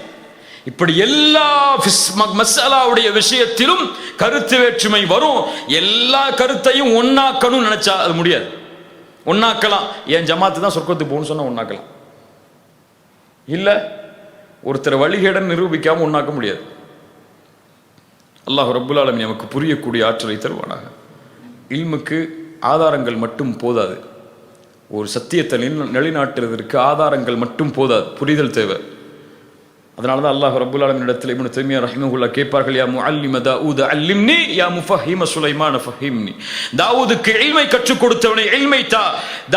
சுலைமானுக்கு புரிய வைத்தவனே, சுலைமான் நபிக்கு புரிய வைத்தவனே எனக்கு புரிய வை. யுத்தீஹி மன் யஷா. அல்லாஹ் நாடியவர்களுக்கு அந்த புரிதலை தருவான். எல்லாத்துக்கும் அந்த புரிதல் கிடைச்சிடாது, சரியான புரிதல் அல்லாஹ் நாடியவர்களுக்கு கொடுப்பான். அது பலமிக்கதா கூட இருக்கலாம். இப்னு அப்பாஸ் சின்ன வயசு சஹாபி. உமர் ரலியல்லாஹு அன்ஹு சில சஹாபாக்கள் வந்து கம்ப்ளைண்ட் பண்ணாங்க, என்ன நீங்கள் எப்போ பார்த்தாலும் இப்னு உமர்கிட்ட கேட்டுட்டு இப்னு அப்பாஸ்ட்டே கேட்டுட்டு இருக்கீங்க, சின்ன வயசால் எவ்வளோ பெரிய சஹாபாக்கள்லாம் இருக்கிறாங்க, அவங்களுக்கெல்லாம் இல்லாததா இப்னு அப்பாஸுக்கு புரிஞ்சு போச்சு அப்படின்னாங்க. இவர்களுக்கு பாடம் நடத்த வேண்டும் என்று உமர் இப்னு கத்தாப் முடிவெடுத்தார்கள், அழைத்தார்கள் எல்லா நபி தோழர்களையும். இதா ஜா நஸ்ருல்லாஹி வல் ஃபத்ஹ். என்ன விளக்கம் இந்த சூறாவுக்கு? நாங்கள் எல்லாரும் சொன்னாங்க, அல்லாஹ்வுடைய வெற்றி வரும் பொழுது அல்லாஹ்வை தௌபா செய்யணும், அல்லாஹ்விடத்தில் அல்லாஹ்வை புகழணும் அப்படின்னு சொல்லி சில விளக்கங்களை முன்வைக்கிறாங்க. இப்னு அப்பாஸ்ட்ட கேட்டாங்க, இப்னு அப்பாஸ் இந்த வசனத்தை நீ இப்படி தான் புரியுறியான்னாங்க. இப்னு அப்பாஸ் சொன்னாங்க, இல்லை நான் இப்படி புரியல. வெற்றி வந்து விட்டது, உதவி வந்து விட்டது என்றால் ரசூலுல்லாஹ்வின் பணி முடிக்கப்பட்டு விட்டது. அல்லாஹ்வை நோக்கி அவர்கள் செல்வதற்கு அவர்களை புகழுமாறும் மன்னிப்பை தேடுமாறும் அவர்களுடைய முடிவை அல்லாஹ் இந்த சூறாவில் சொல்கிறான். இப்னு அப்பாஸ் எப்படி புரிந்தாரோ அப்படித்தான் உமரும் புரிந்திருக்கிறேன் இந்த விஷயத்தை. கருத்துரோடு படலிய அந்த சூறாவை புரிந்த சஹாபாக்கள் சுப்ஹானல்லாஹ். இப்ப புரிதலில் வேறுபடும், அது அல்லாஹ் கொடுக்கின்ற அருள். ரெண்டு புரிதலும் சரிதான். ஒன்று பலமிக்கதா இருக்கலாம், ஒன்று பலம் இல்லாதா இருக்கலாம். அதை முடிவெடுக்க வேண்டிய அல்லாஹ். அதுக்காகத்தான் 2 கூலி 1 கூலி.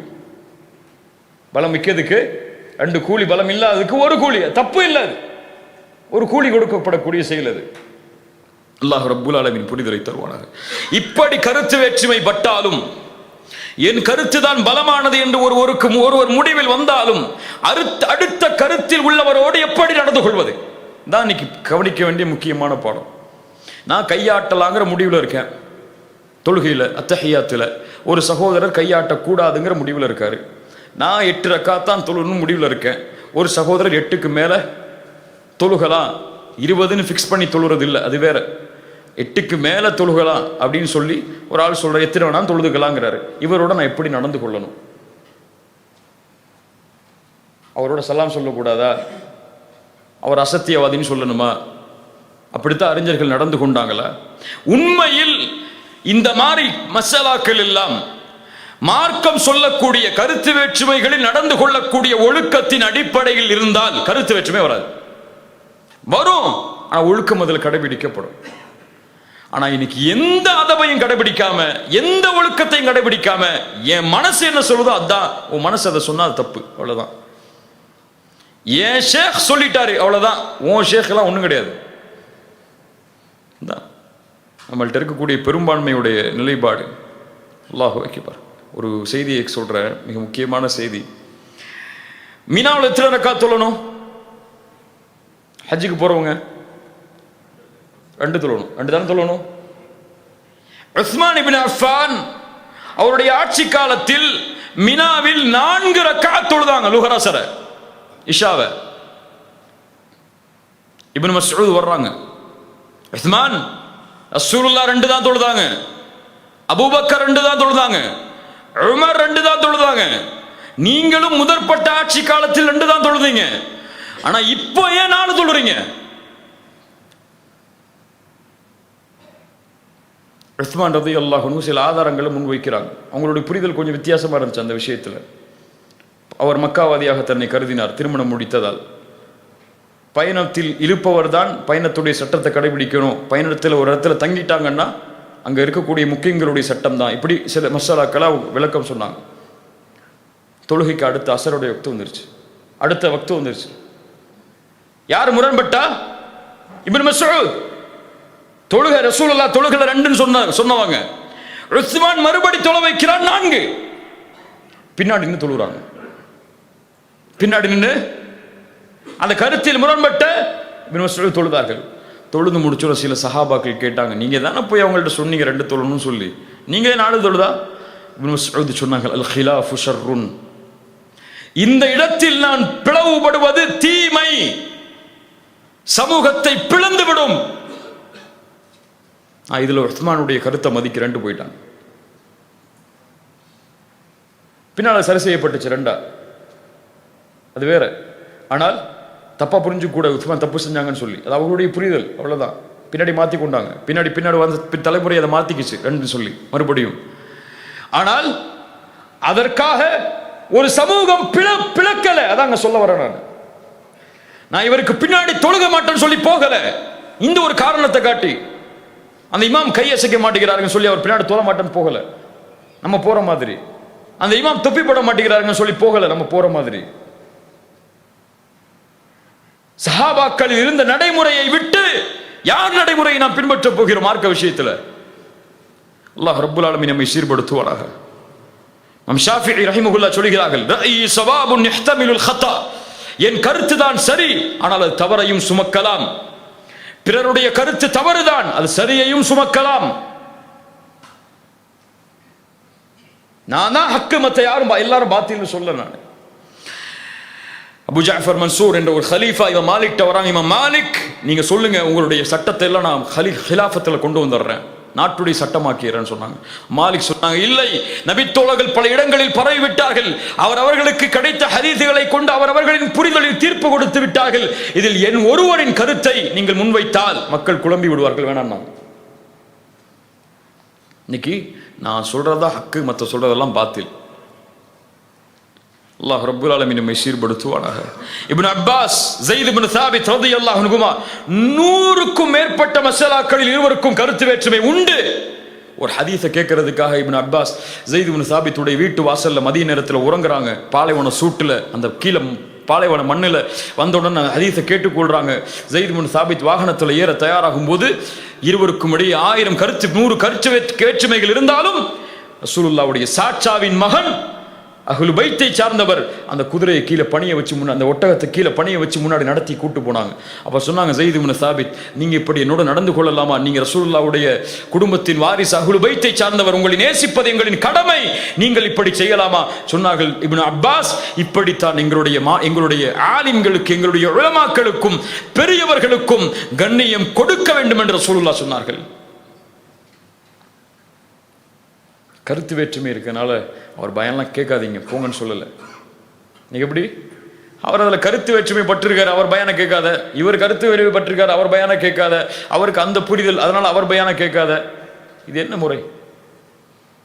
கருத்து வேற்றுமை எல்லாருக்கும் இருக்கும், அதை நீங்கள் புரிந்து கொண்டிருப்பீர்கள். முன்னால் அஹ்மத், இமாம் ஷாஃபிஈ, ரொம்ப முக்கியமான சம்பவம். இமாம் அஹ்மத் யார்? இமாம் ஷாஃபிஈக்கு முற்றிலுமாக எல்லாவற்றிலும் மாறு செய்யக்கூடியவர், மாறுபட்ட கருத்தில் இருப்பவர்.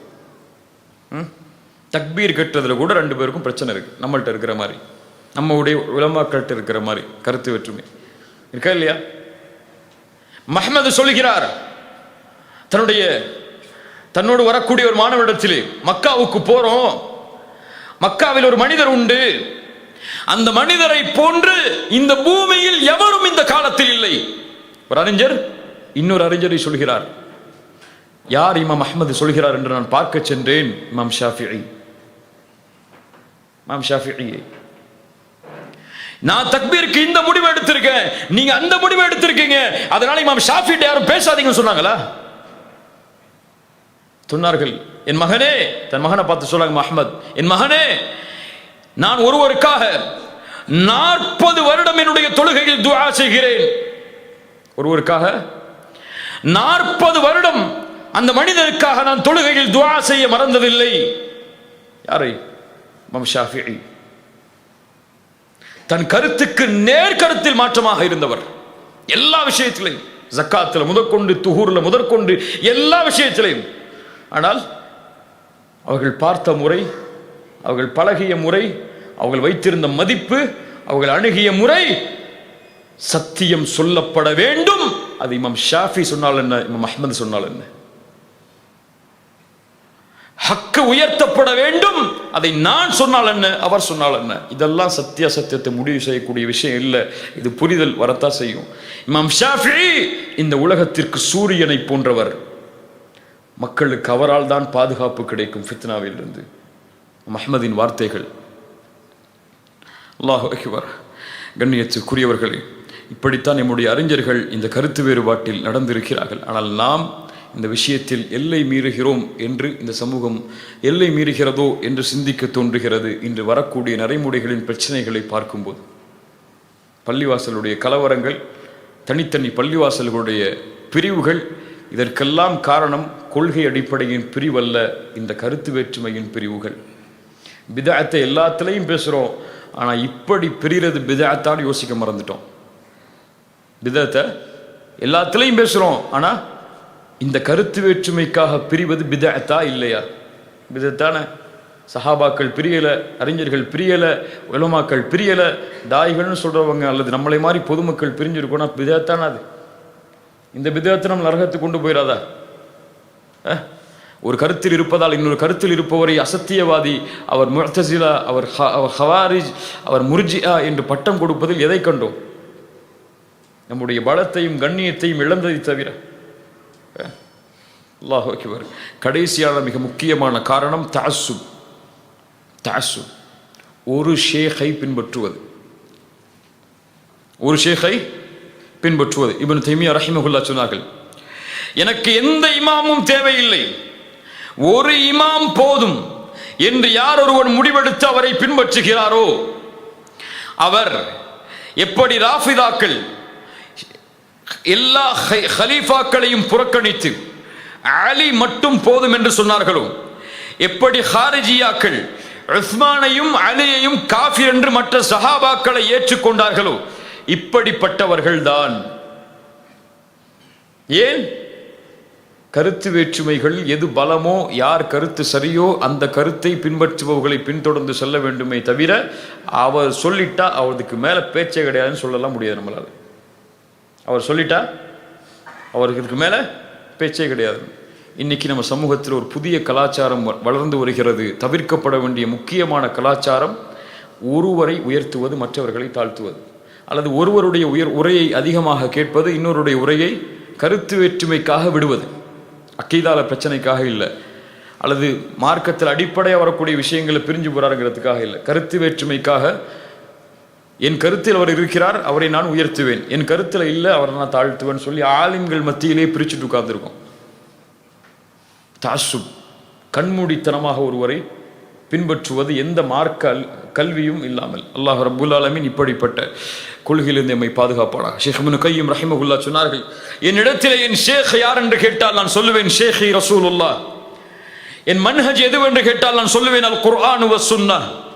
என் ஜமாஅத் எதுவென்று கேட்டால் நான் சொல்லுவேன் முஸ்லிம்கள் சார்ந்திருக்கக்கூடிய ஜமாஅத் என்று. முஸ்லிம்கள் சார்ந்திருக்கக்கூடிய ஜமாஅத் என்று. அல்லாஹ் ரப்புல் ஆலமீன் நம்மை சீர்படுத்துவானாக. அமீருல் முஃமினீன் அலி இப்னு அபி தாலிப் அவர்கள் சொன்னார்கள், ஒரு மனிதனை கொண்டு சத்தியம் அறியப்படக்கூடாது.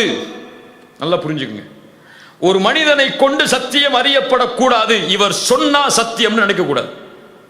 அவர் சொல்லக்கூடிய இல்மை கொண்டுதான் சத்தியம் முடிவெடுக்கப்பட வேண்டும்.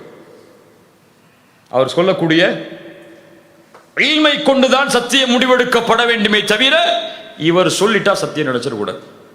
அவர் மதீனால படிச்சுட்டு வந்திருக்காரு, அவர் மக்கால படிச்சுட்டு வந்திருக்காரு, அவர் சொன்னா சத்தியம்.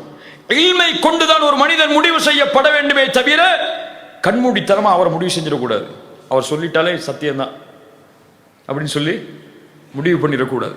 இல்மை தேட வேண்டும், அறிய வேண்டும். அல்லாஹ் ரப்புல் ஆலமீன் நமக்கு தெளிவை தருவானாக. அப்படியே கருத்து வேற்றுமை பட்டாலும், நம் கருத்தில் மாற்றமாக இருந்தாலும், அவரை அழைக்கக்கூடிய முறையும் அதற்காக நாம் பயன்படுத்தக்கூடிய வார்த்தைகளும் கண்ணியமாக இருக்கணும். இன்னைக்கு கபூர் வணக்கத்தில் ஈடுபட்டு கொண்டிருக்கக்கூடிய மக்களை பெரும்பான்மையாக நம்முடைய குர்ஆன் சுன்னாவுடைய பாதையில் கொண்டு வர முடியாததுக்கு காரணம் இதுதான். பிதஅத்துகளை செய்யக்கூடிய ஆதாரங்களே இல்லாமல் கருத்து வேறுபாடு பட்டு போன மக்களை ஆதாரங்களை காட்டி சரியான வழிக்கு கொண்டு வர முடியாததுக்கு காரணம் இதுதான் நம்முடைய அணுகுமுறை. உடனே ஒரு செயலை செஞ்சிட்டாரா, அவருக்கு தெரிஞ்சு செய்கிறாரா தெரியாம செய்கிறாரா, அவருக்கு இல்மு இருக்கா இல்லையா, எந்த நிலைப்பாட்டில் செய்கிறாரு, எதை பற்றியும் கேட்காம அங்கே ஒரு ஆள் சொன்னாருங்க அவர் செய்கிறாருன்னு சொல்லி அப்படியே அப்படி செஞ்சா அவர் பிதஅத் செய்கிறாரு, அவர் நாளைக்கே நரகத்துக்கு போயிடாரு மூத்தாடா அப்படின்னு சொல்லக்கூடாது. தப்பு. அந்த சட்டம் சொன்ன மாதிரி தான். ஒரு ஆள் உங்கள்கிட்ட அவர் பிதஅத்வாதியா, அவர் ஹவாரிஜ் கொள்கையில் இருக்காரா, முஅ்தஸிலாவா இருக்காரா, இந்த அக்கீதால விலகி இருக்காரா கேட்டா ஃபத்வா என்ன? போய் வழிகாட்டு. ஃபிர்அவுன், அடிக்கடி நான் சொல்லுவேன், ஃபிர்அவுன் தன்னை ரப் என்று சொன்னான். ஆனா ரப்புக்குமுல் அலா, நான் தான் ரப்பு, என்னை விட ரப்பு இல்லை. தன்னை ரப்பாக ஏற்ற, ரப்பை அல்லாஹ்வாக ஏற்ற ஒரே காரணத்திற்காக மனைவியை கொலை செய்தான். தன் பெண்ணுக்கு வேலையாக இருந்த மாஷிதா இப்னத்தி ஃபிர்அவுன் கொலை செய்தான். பனி இஸ்ரவேலர்களுடைய ஆண் குழந்தைகள் எல்லாவற்றையும் மறுத்தான். இவ்வளவு கொடுங்கோலன். இத்ஹபா இலா ஃபிர்அவுன் இன்னஹு தகா. அல்லாஹ் சொல்றான் பாருங்க குர்ஆன்ல, ஃபிர்அவுனிடத்தில் செல்லுங்கள், அவன் வரம்பு மீறுகிறான். ஃபகூலா லஹு கௌலல் லய்யினா லஅல்லஹு யததக்கரு அவ் யக்ஷா. அவனிடத்தில் நீங்கள் மென்மையோடு பேசுங்கள் மூசா, ஹாரூன். அவன் ஒருவேளை நினைவு பெறலாம், ஒருவேளை அல்லாஹ்வை பயப்படலாம். எப்படி? அனா ரப்புக்குமுல் அலா, நான் உயர்வான இறைவன் என்று சொல்லக்கூடிய ஃபிர்அவுனிடத்தில் எப்படி பேசணும்? மூசா, ஹாரூன். ஏதோ மூசா நபி சமூகத்தில் அப்படி பேசலாங்க, இந்த சமூகத்தில் அப்படிலாம் பேசக்கூடாதுலாம் கிடையாது. நபிமார்கள் வரலாற்றை படிக்கிறதுக்கு இல்லை, படிப்பினை பெறுறதுக்கு. எப்படி பேசணும்? மென்மையா பேசுங்க மூசா, மென்மையா பேசுங்க ஹாரூன். கத்தாதா எழுதினார்கள் இந்த வசனத்திற்கு கீழே, ஆனா ரப்புக்குமுல் அலா என்று சொல்லக்கூடிய ஃபிர்அவுனிடத்திலேயே மென்மையாக பேசுமாறு அல்லாஹ் கட்டளையிட்டால், ஒரு சின்ன விஷயத்தில் கருத்து வேறுபாடு படுகிறான் அல்லது ஒரு கொள்கையில் மாறுபட்டிருக்கிறான் என்பதற்காக சுப்ஹான ரப்பிக்கல் அலா என்று சுஜூதில் சொல்லக்கூடிய முஸ்லிம் இடத்தில் எப்படி பேசணும்? எப்படி பேசணும்? நம்ம பேசுற மாதிரியா? நம்ம வைக்கிற மாதிரியா முரண்பாடுகளை? மார்க்க வியாபாரி அல்லது காசுக்காக மார்க்கத்தை உழைப்பவர். இன்னைக்கு உலமாக்களுக்கு, இந்த அறிஞர்களுக்கெல்லாம் நம்ம பட்டம் வச்சிருக்கோமே கருத்து வேறுபாட்டுக்காக. இப்படியா? ஃபேஸ்புக்கில் எழுதுறதா? ஃபேஸ்புக்கில் அவரை பற்றி ஸ்டேட்டஸ் போடுறதா? இதுக்காக நம்ம இப்படியா வளர்க்கப்பட்ட சமூகம் இது? இந்த விஷயத்தில் நம்முடைய பலம் என்ன, பலகீனம் என்ன, நம்மை சுற்றி வரக்கூடிய எதிர்ப்புகள் என்ன, நம்மை கண்காணிக்கக்கூடியவர்கள் யார், எதுவுமே தெரியாம இன்னைக்கு பல பேர் தெரியுறாங்க. எதுவுமே இல்லை. ஆனால் எல்லாரும் காஃபீர், எல்லாரும் முஷ்ரிக், நாங்கெல்லாம் சத்தியம். நீங்க பின்னாடி வாங்க, சத்தியத்தை கொண்டு போயிடும். சுப்ஹானல்லாஹ். ஆலிம்களிடத்தில், அறிஞர்களிடத்தில், தாயிகளிடத்தில், பொதுமக்களிடத்தில், ஒரு விஷயத்தை தெரிஞ்சு செய்வனிடத்தில், தெரியாமல் செய்வனிடத்தில் எப்படி நடந்து கொள்ள வேண்டும் என்ற கல்வி, அதப், ஒழுக்கம் எதுவுமே தெரியல. ஃபேஸ்புக்கில் போனால் ஸ்டேட்டஸ் எழுதணும், ஸ்டேட்டஸுக்கு கமாண்ட் போடணும், விமர்சிக்கணும். இதான் இன்னைக்கு டீ கடையில் உட்காந்து பேசுகிறதா மார்க்கம்? நமக்குள்ள கருத்து வேற்றுமை நமக்குள்ள பேசப்படக்கூடியதா?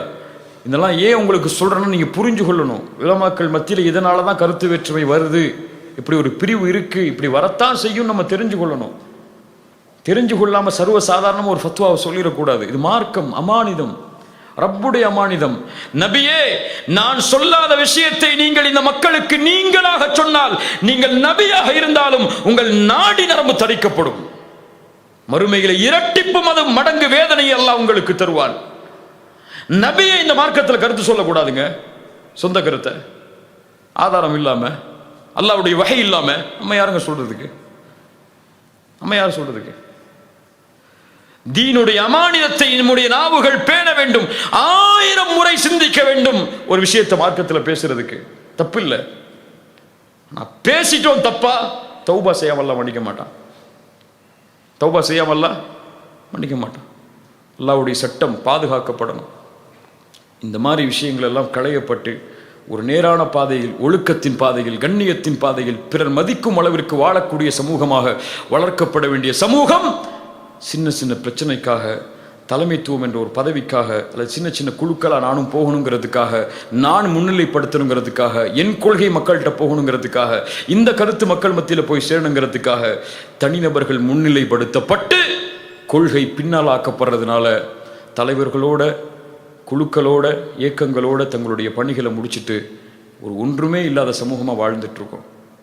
இந்த சமூகம் வஅ்தஸிமு பிஹப்லில்லாஹ் என்ற பாதையில் ஒன்று சேரவில்லை என்றால் இனிமேலும் ஒவ்வொரு நாளும் நமக்கு வரக்கூடிய எதிர்ப்புகளை தாங்க முடியாத சூழ்நிலை அல்லாஹ் ஏற்படுத்தி விடுவான். உணர்ந்து கொள்ளணும். நம்மளை சுற்றி சாதாரண விஷயங்கள் நடக்கலை. நம்ம நடக்கக்கூடியதெல்லாம் எதிர்கால தலைமுறையை அழிக்கக்கூடிய திட்டங்களும், எண்ணங்களும், சிந்தனைகளும். இதெல்லாம் இந்த சமூகம் பார்த்துக்கிட்டு இன்னும் இந்த மாதிரியே இருந்தோன்னு சொன்னால் நம்முடைய சமூகத்தை நம்மளே கீழே கொண்டு போகிற மாதிரி தான். கண்ணியத்துக்குரிய அன்பு சகோதரர்களே, சகோதரிகளே, அல்லாஹ்வுக்காக ஒன்று சேருங்கள். குர்ஆன் சுன்னாவில் கொள்கையில் தெளிவு பெறுங்கள். இல்மை பெற்று அறிஞர்கள் முரண்பட்டால் கல்வியோடு அதை அணுகுங்கள். உங்களுடைய சிந்தனைகளால், உங்களுடைய புரிதலால் இப்படித்தான் நான் வளர்ந்தேன், அப்படித்தான் இருப்பேன்னா சொல்லாதீங்க. இல்மை தேடி போங்க, இல்மை தேடுங்க. கண்ணியமான முறையில் இந்த சமூகம் ஒன்று சேருவதற்கு முயற்சி செய்யுங்க. மறுபடியும் சொல்கிறேன், சத்தியம் சொல்லப்பட வேண்டும். சத்தியம் யார் சொன்னாலும் பரவாயில்லை. அசத்தியம் அழிக்கப்பட வேண்டும். அதற்காக யார் முயற்சித்தாலும் பரவாயில்லை. சத்தியம் உயர்த்தப்படணும், அவ்வளோதான். ஹக்கு உயர்த்தப்படணும். அதான் அபு உபைதா ரலியல்லாஹு அன்ஹு, ஹாலித் இப்னு வலீத் ரலியல்லாஹு அன்ஹு, அந்த வரலாற்றை படித்து பாருங்க அறிஞர்கள்ட்ட கேட்டு. அபு உபைதா அபூபக்கர் ரலியல்லாஹு அன்ஹு வந்தவுடன் ஹாலித் இப்னு வலீத் அபு உபைதாவை படைத்தளபதியாக நீக்கிவிட்டு ஹாலிதை வைக்கிறார்கள். உமர் இப்னு கத்தாப் ஹாலிதை நீக்கிவிட்டு வந்தவுடன் அபு உபைதாவை வைத்தார்கள். இப்படி மாற்றி மாற்றி கடித பரிமாற்றம் வந்துகிட்டே இருக்கு. ஒரு போர் நடைபெற்றுக் கொண்டிருக்குது. அபு உபைதாவுக்கு கடிதம் வருது. ஹாலித் உடனடியாக இந்த படையிலிருந்து நீக்கப்பட்டு, அபு உபைதா நீங்க தலைமைத்துவத்துக்கு போயே ஆகணும். போர் முடிகிற வரைக்கும் அந்த கடிதத்தை அபு உபைதா திறந்து காட்டல யாருக்கும். ஒரு தலைமைத்துவம் தனக்கு கிடைச்சிருக்குன்னு யாருக்கும் திறந்து காட்டல. ஹாலித் மொழி சொன்னாங்க, தவறு செஞ்சிட்டீங்க அபு உபைதா, ஒரு ஹலீஃபாவின் கட்டளையை மீறி விட்டீர்கள். இல்லை ஹாலித் இப்னு வலீத், ஒரு குழப்பம் ஏற்பட்டு விடக்கூடாது. நீங்கள் வழி நடத்தினால் என்ன, நான் வழி நடத்தினால் என்ன? இந்த எண்ணம் வரணும் நமக்கு. எதிர்கால தலைமுறைக்கு வரணும். இந்த தலைமுறை விடுங்க, தலைமுறை விடுங்க, வழிகாட்டப்படணும். ஆனால் எதிர்கால தலைமுறை இந்த சிந்தனையோடு வளரக்கூடாது. இப்னு ஆமிர் அழைக்கப்படுகிறார் எதிரி மன்னரை சந்திப்பதற்காக. எதிரி மன்னர் 2வது முறைக்கு பேச்சுவார்த்தை கூப்பிடுறாங்க. இப்னு ஆமிர் அனுப்புங்கன்னு சொல்லி போறாங்க. 3வது முறைக்கு பேச்சுவார்த்தை கூப்பிடுறாங்க. அமீர் பின் சொல்றாங்க, இப்னு ஆமிர் நீங்க போங்க மறுபடியும் சொல்லி. இப்னு ஆமிர் சொன்னாங்க, இல்லை நான் போக மாட்டேன், இந்த தடவை வேறொரு நபித்தோழரை அனுப்புங்கள், அந்த மன்னன் அறிந்து கொள்ளட்டும் எங்க எல்லாருடைய நோக்கமும் ஒண்ணுதான் சொல்லி அவர் போய் பேசட்டும். இப்படி பிறரை முன்னிறுத்தி தன்னை பின்னால் ஆக்கி போக வேண்டிய சமூகம், நான் மட்டும் முன்னாடி போறேன், எல்லாம் என் பின்னாடி வாங்க கூப்பிடுது. தப்பு. அல்லாஹ் ரப்புல் ஆலமீன் நம்மை சீர்படுத்துவானாக. அல்லாஹ் நமக்கு இதில் புரிதலை தருவானாக. தவறான புரிதலில் அல்லாஹ் இதிலிருந்து நம்ம நீக்குவானாக. ரொம்ப கஷ்டமான சப்ஜெக்ட் தான். நீங்கள் புரிஞ்சு கொள்றதுக்கு அர்த்தம் சொல்கிறேன். இது ஒரு முடிவல்ல, இதான் இதுக்கு மேலே ஒன்றுமே கிடையாதுன்னு இல்லை. ஒரு சின்ன ஒரு விஷயம் இது. ஃபிக்குல் ஹிலாஃபில் அந்த பாடத்தில் ஒரு சின்ன விஷயம் தான் முன்னாடி சொல்லியிருக்கேன். இதில் ஏராளமான விஷயம் இருக்குது. இந்த ஃபிக்கை புரிந்து கொள்ளக்கூடிய முறையில் அந்த சின்ன விஷயத்தை வச்சிருக்கக்கூடிய நாம் இப்போ எடுத்துகிட்டு போக வேண்டிய ஒரே ஒரு கல்வியாக மட்டும் நான் சொல்கிறேன். அக்கீதால கருத்து வேற்றுமை வராது. அக்கீதால கருத்து வேற்றுமை வந்தால் சஹாபாக்கள் இந்த நிலைப்பாட்டில் இருந்தாங்கன்னு தெரிஞ்சு கொண்டா போதும். தர்காவில் போய் தவாஃப் செய்யலாமா அப்படின்னு ஒரு ஆள் வந்து கேட்டால், அபூபக்கர் தவாஃப் செய்யலைங்க எந்த கபரையும், உமர் தவாஃப் செய்யலைங்க எந்த கபரையும், உஸ்மான் தவாஃப் செய்யலைங்க எந்த கபரையும், அலி தவாஃப் செய்யலைங்க எந்த கபரையும், இப்போ நம்ம எப்படிங்க செய்ய முடியும்? தான் பதில். அப்துல் பாசித் சொன்னார், முஃப்தி உமர் ஷெரீஃப் சொன்னார், முபாரக் மதனி சொன்னார். இதெல்லாம் வேல்யூ கிடையாது. அக்கீதால இதுக்கெல்லாம் வேல்யூவே கிடையாது. சஹாபாக்கள் முன்னிறுத்தப்பட்டா வேல்யூ, அவ்வளோதான். தர்கால போய் அவுலியாக்கள்கிட்ட துவா கேட்கலாமா? அபூபக்கர் கேட்கலங்க, உமர் கேட்கலங்க, உஸ்மான் கேட்கலங்க, அலி கேட்கலங்க, நம்ம எப்படிங்க கேட்க முடியும்? இதான் பதில். இப்படி ஒரு சமூகம் வழிகாட்டப்பட்டால் அக்கீதாவில் இந்த சமூகம் நேர்வழி பெறும். இந்த விஷயத்தை எப்படிங்க புரிஞ்சு கொண்டது? அல்லாஹ்வுடைய சிஃபத்தை. அபூபக்கர் கேள்வி கேட்கலங்க, இந்த வசனம் சொல்லப்படும் போது புரிஞ்சு கொண்டாங்க அப்படியே இருக்கிற மாதிரி. உமர் கேள்வி கேட்கலங்க, புரிஞ்சு கொண்டாங்க அந்த மாதிரி. அப்படின்னு நம்மளும் புரிஞ்சு கொள்வோங்கன்னு சொன்னால் சத்தியம் இல்லை. அது அல்லாஹ்வுடைய அருள், அல்லாஹ்வுடைய ரஹ்மத்து, அல்லாஹ் உதவி செய்கிறதெல்லாம் அது அல்லாஹ்வுடைய கரம்ங்கிறதெல்லாம் வேற வேற இப்படிலாம் பேசிட்டு இருந்தா நடக்காது. 2வது கருத்து வேற்றுமை வரும் மார்க்க விஷயத்தில். இப்படி வந்தால் இல்மோட வந்திருந்தா அது கண்ணியமாக பார்க்கப்படணும். இதே சொல்லிடுறேன். இல்மு இல்லை, ஆதாரம் இல்லை, அது தெளிவாக புரிஞ்சு கொள்ள வேண்டிய சட்டம், அது மூடலாக இல்லை, அதில் எந்த இல்மும் அவருக்கு கொடுக்கப்படலை, அவர் ஒன்று சொல்கிறாருன்னு சொன்னால் ஏற்றுக்கொள்ள வேண்டிய அவசியம் இல்லை. அது அவர் கருத்துன்னு சொல்ல முடியாது. அது ஒரு வழிகேடு தான். அதுவும் ஆதாரம் இல்லாமல் ஒரு ஃபத்வா சொல்கிறாருன்னா அதுவும் வழிகேடு தான். ஆதாரத்தோடு பிரிகிறாங்கன்னா தான் பேசிகிட்டு இருக்கோம். நம்ம ஆதாரத்தோட அதை புரிஞ்சு கொள்றதில் பிரிகிறாங்கன்னா தான் பேசிகிட்டு இருக்கோம். ஆதாரமே இல்லை, ஒரு ஆள் சொல்கிறார் ஃபத்வான்னு சொன்னால் அது பிதுஅத் தான், அதில் மாற்றுக்கிறது இல்லை. ஆதாரம் இருக்குது, அதில் புரிதலில் வேறுபாடு இருக்குன்னா தான் சொன்னால் அந்த 2ல் எது சரி தப்புன்னு சொல்ல முடியாது. அது ஏற்றுக்கொள்ளது பலம் மிக்கது, பலம் குறைந்ததுன்னு சொல்லலாம். ஹக்கு பாத்தில்னு சொல்ல முடியாது. ஆனால் ஆதாரமே இல்லை, ஒருத்தட்ட அவர் சொல்கிறாருன்னு சொன்ன ஒரு விஷயத்தை இதை செய்வோன்னு சொல்லி அது பாத்தில்னு சொல்லுவோம். ஏன் சொல்ல வழிகாட்டல. அது எந்த சஹாபி அதில் கருத்து வேறுபாடு படலை, அது தெளிவாக புரிஞ்சு கொண்டாங்க எல்லாருமே தப்புன்னு சொல்லி. 3வது சகோதரத்துவம். இல்லாமல் நிலைமை நமக்கே தெரியும். நம்ம எப்படி இருக்கோம், யாரோட உறவு வச்சுக்கிறோம், யாரோட உறவை துண்டிக்கிறோம், யார் வந்தால் நம்ம முகம் கொடுத்து பேசுகிறோம், யார் வந்தால் முகம் கொடுத்து பேச மாட்டேங்கிறோம். ஒரு ஆள் கொள்கையில் முரண்பட்டு அவரோட எப்படி நடந்து கொள்கிறோம், கருத்து வேறுபாட்டில் முரண்பட்டு அவரோட எப்படி நடந்து கொள்கிறோம், எதுக்காகவெல்லாம் நம்ம ஊரில் பள்ளிவாசலை பிரித்து வச்சுருக்கோம், எதுக்காகவெல்லாம் தனித்தனி ஜமாத்து வச்சுருக்கோம்னு சொல்லி நான் சொல்லி தான் உங்களுக்கு தெரியணும்னு அவசியம் இல்லை. அது உங்களுக்கே தெரியும். அது உங்களுக்கு சரியான பாதையாக இருந்தால் பின்தொடருங்க, தவறான பாதையாக இருந்தால் அந்த தலைவர்களையும் அவர்களையும் நேர்வழியின் பக்கம் ஒற்றுமையின் பக்கம் அழைங்க. அவ்வளோதான். நம்ம முஸ்லீம் சமூகம் இந்த இல்மை தெரிந்து கொள்ளணுங்கிறதா இந்த இல்முடைய நோக்கம். அல்லாஹ் ரப்புல் ஆலமீன் நமக்கு புரிதலை தரணும். அல்லாஹ் இதில் பிழைகள் இருந்தால் அதை மன்னிக்கணும். ஜஸாக்குமுல்லாஹு ஹைரன். இந்த சிறிய அழைப்பை ஏற்றி இவ்வளவு தூரம் வந்ததற்கு அல்லாஹ் உங்களுக்கும் உங்களுடைய குடும்பத்தார்களுக்கும் நிறைவான வாழ்வை இந்த உலகத்திலும் மறுமையிலும் தருவானாக. அல்லாஹ் இங்கே எப்படி அவை ஒன்று கூட்டினானோ அது போன்று அல்லாஹ் இமை ஜன்னத்துல் ஃபிர்தௌஸிலும், அதிலும் குறிப்பாக முஹம்மது ரசூலுல்லாஹ் ஸல்லல்லாஹு அலைஹி வஸல்லம் அவர்களோடும் அவர்களுடைய தோழர்களோடும் அல்லாஹ் இமை ஒன்று கூட்டுவானாக. பாரக்கல்லாஹு ஃபீக்கும். அஸ்ஸலாமு அலைக்கும் வரஹ்மத்துல்லாஹி வபரகாத்துஹு.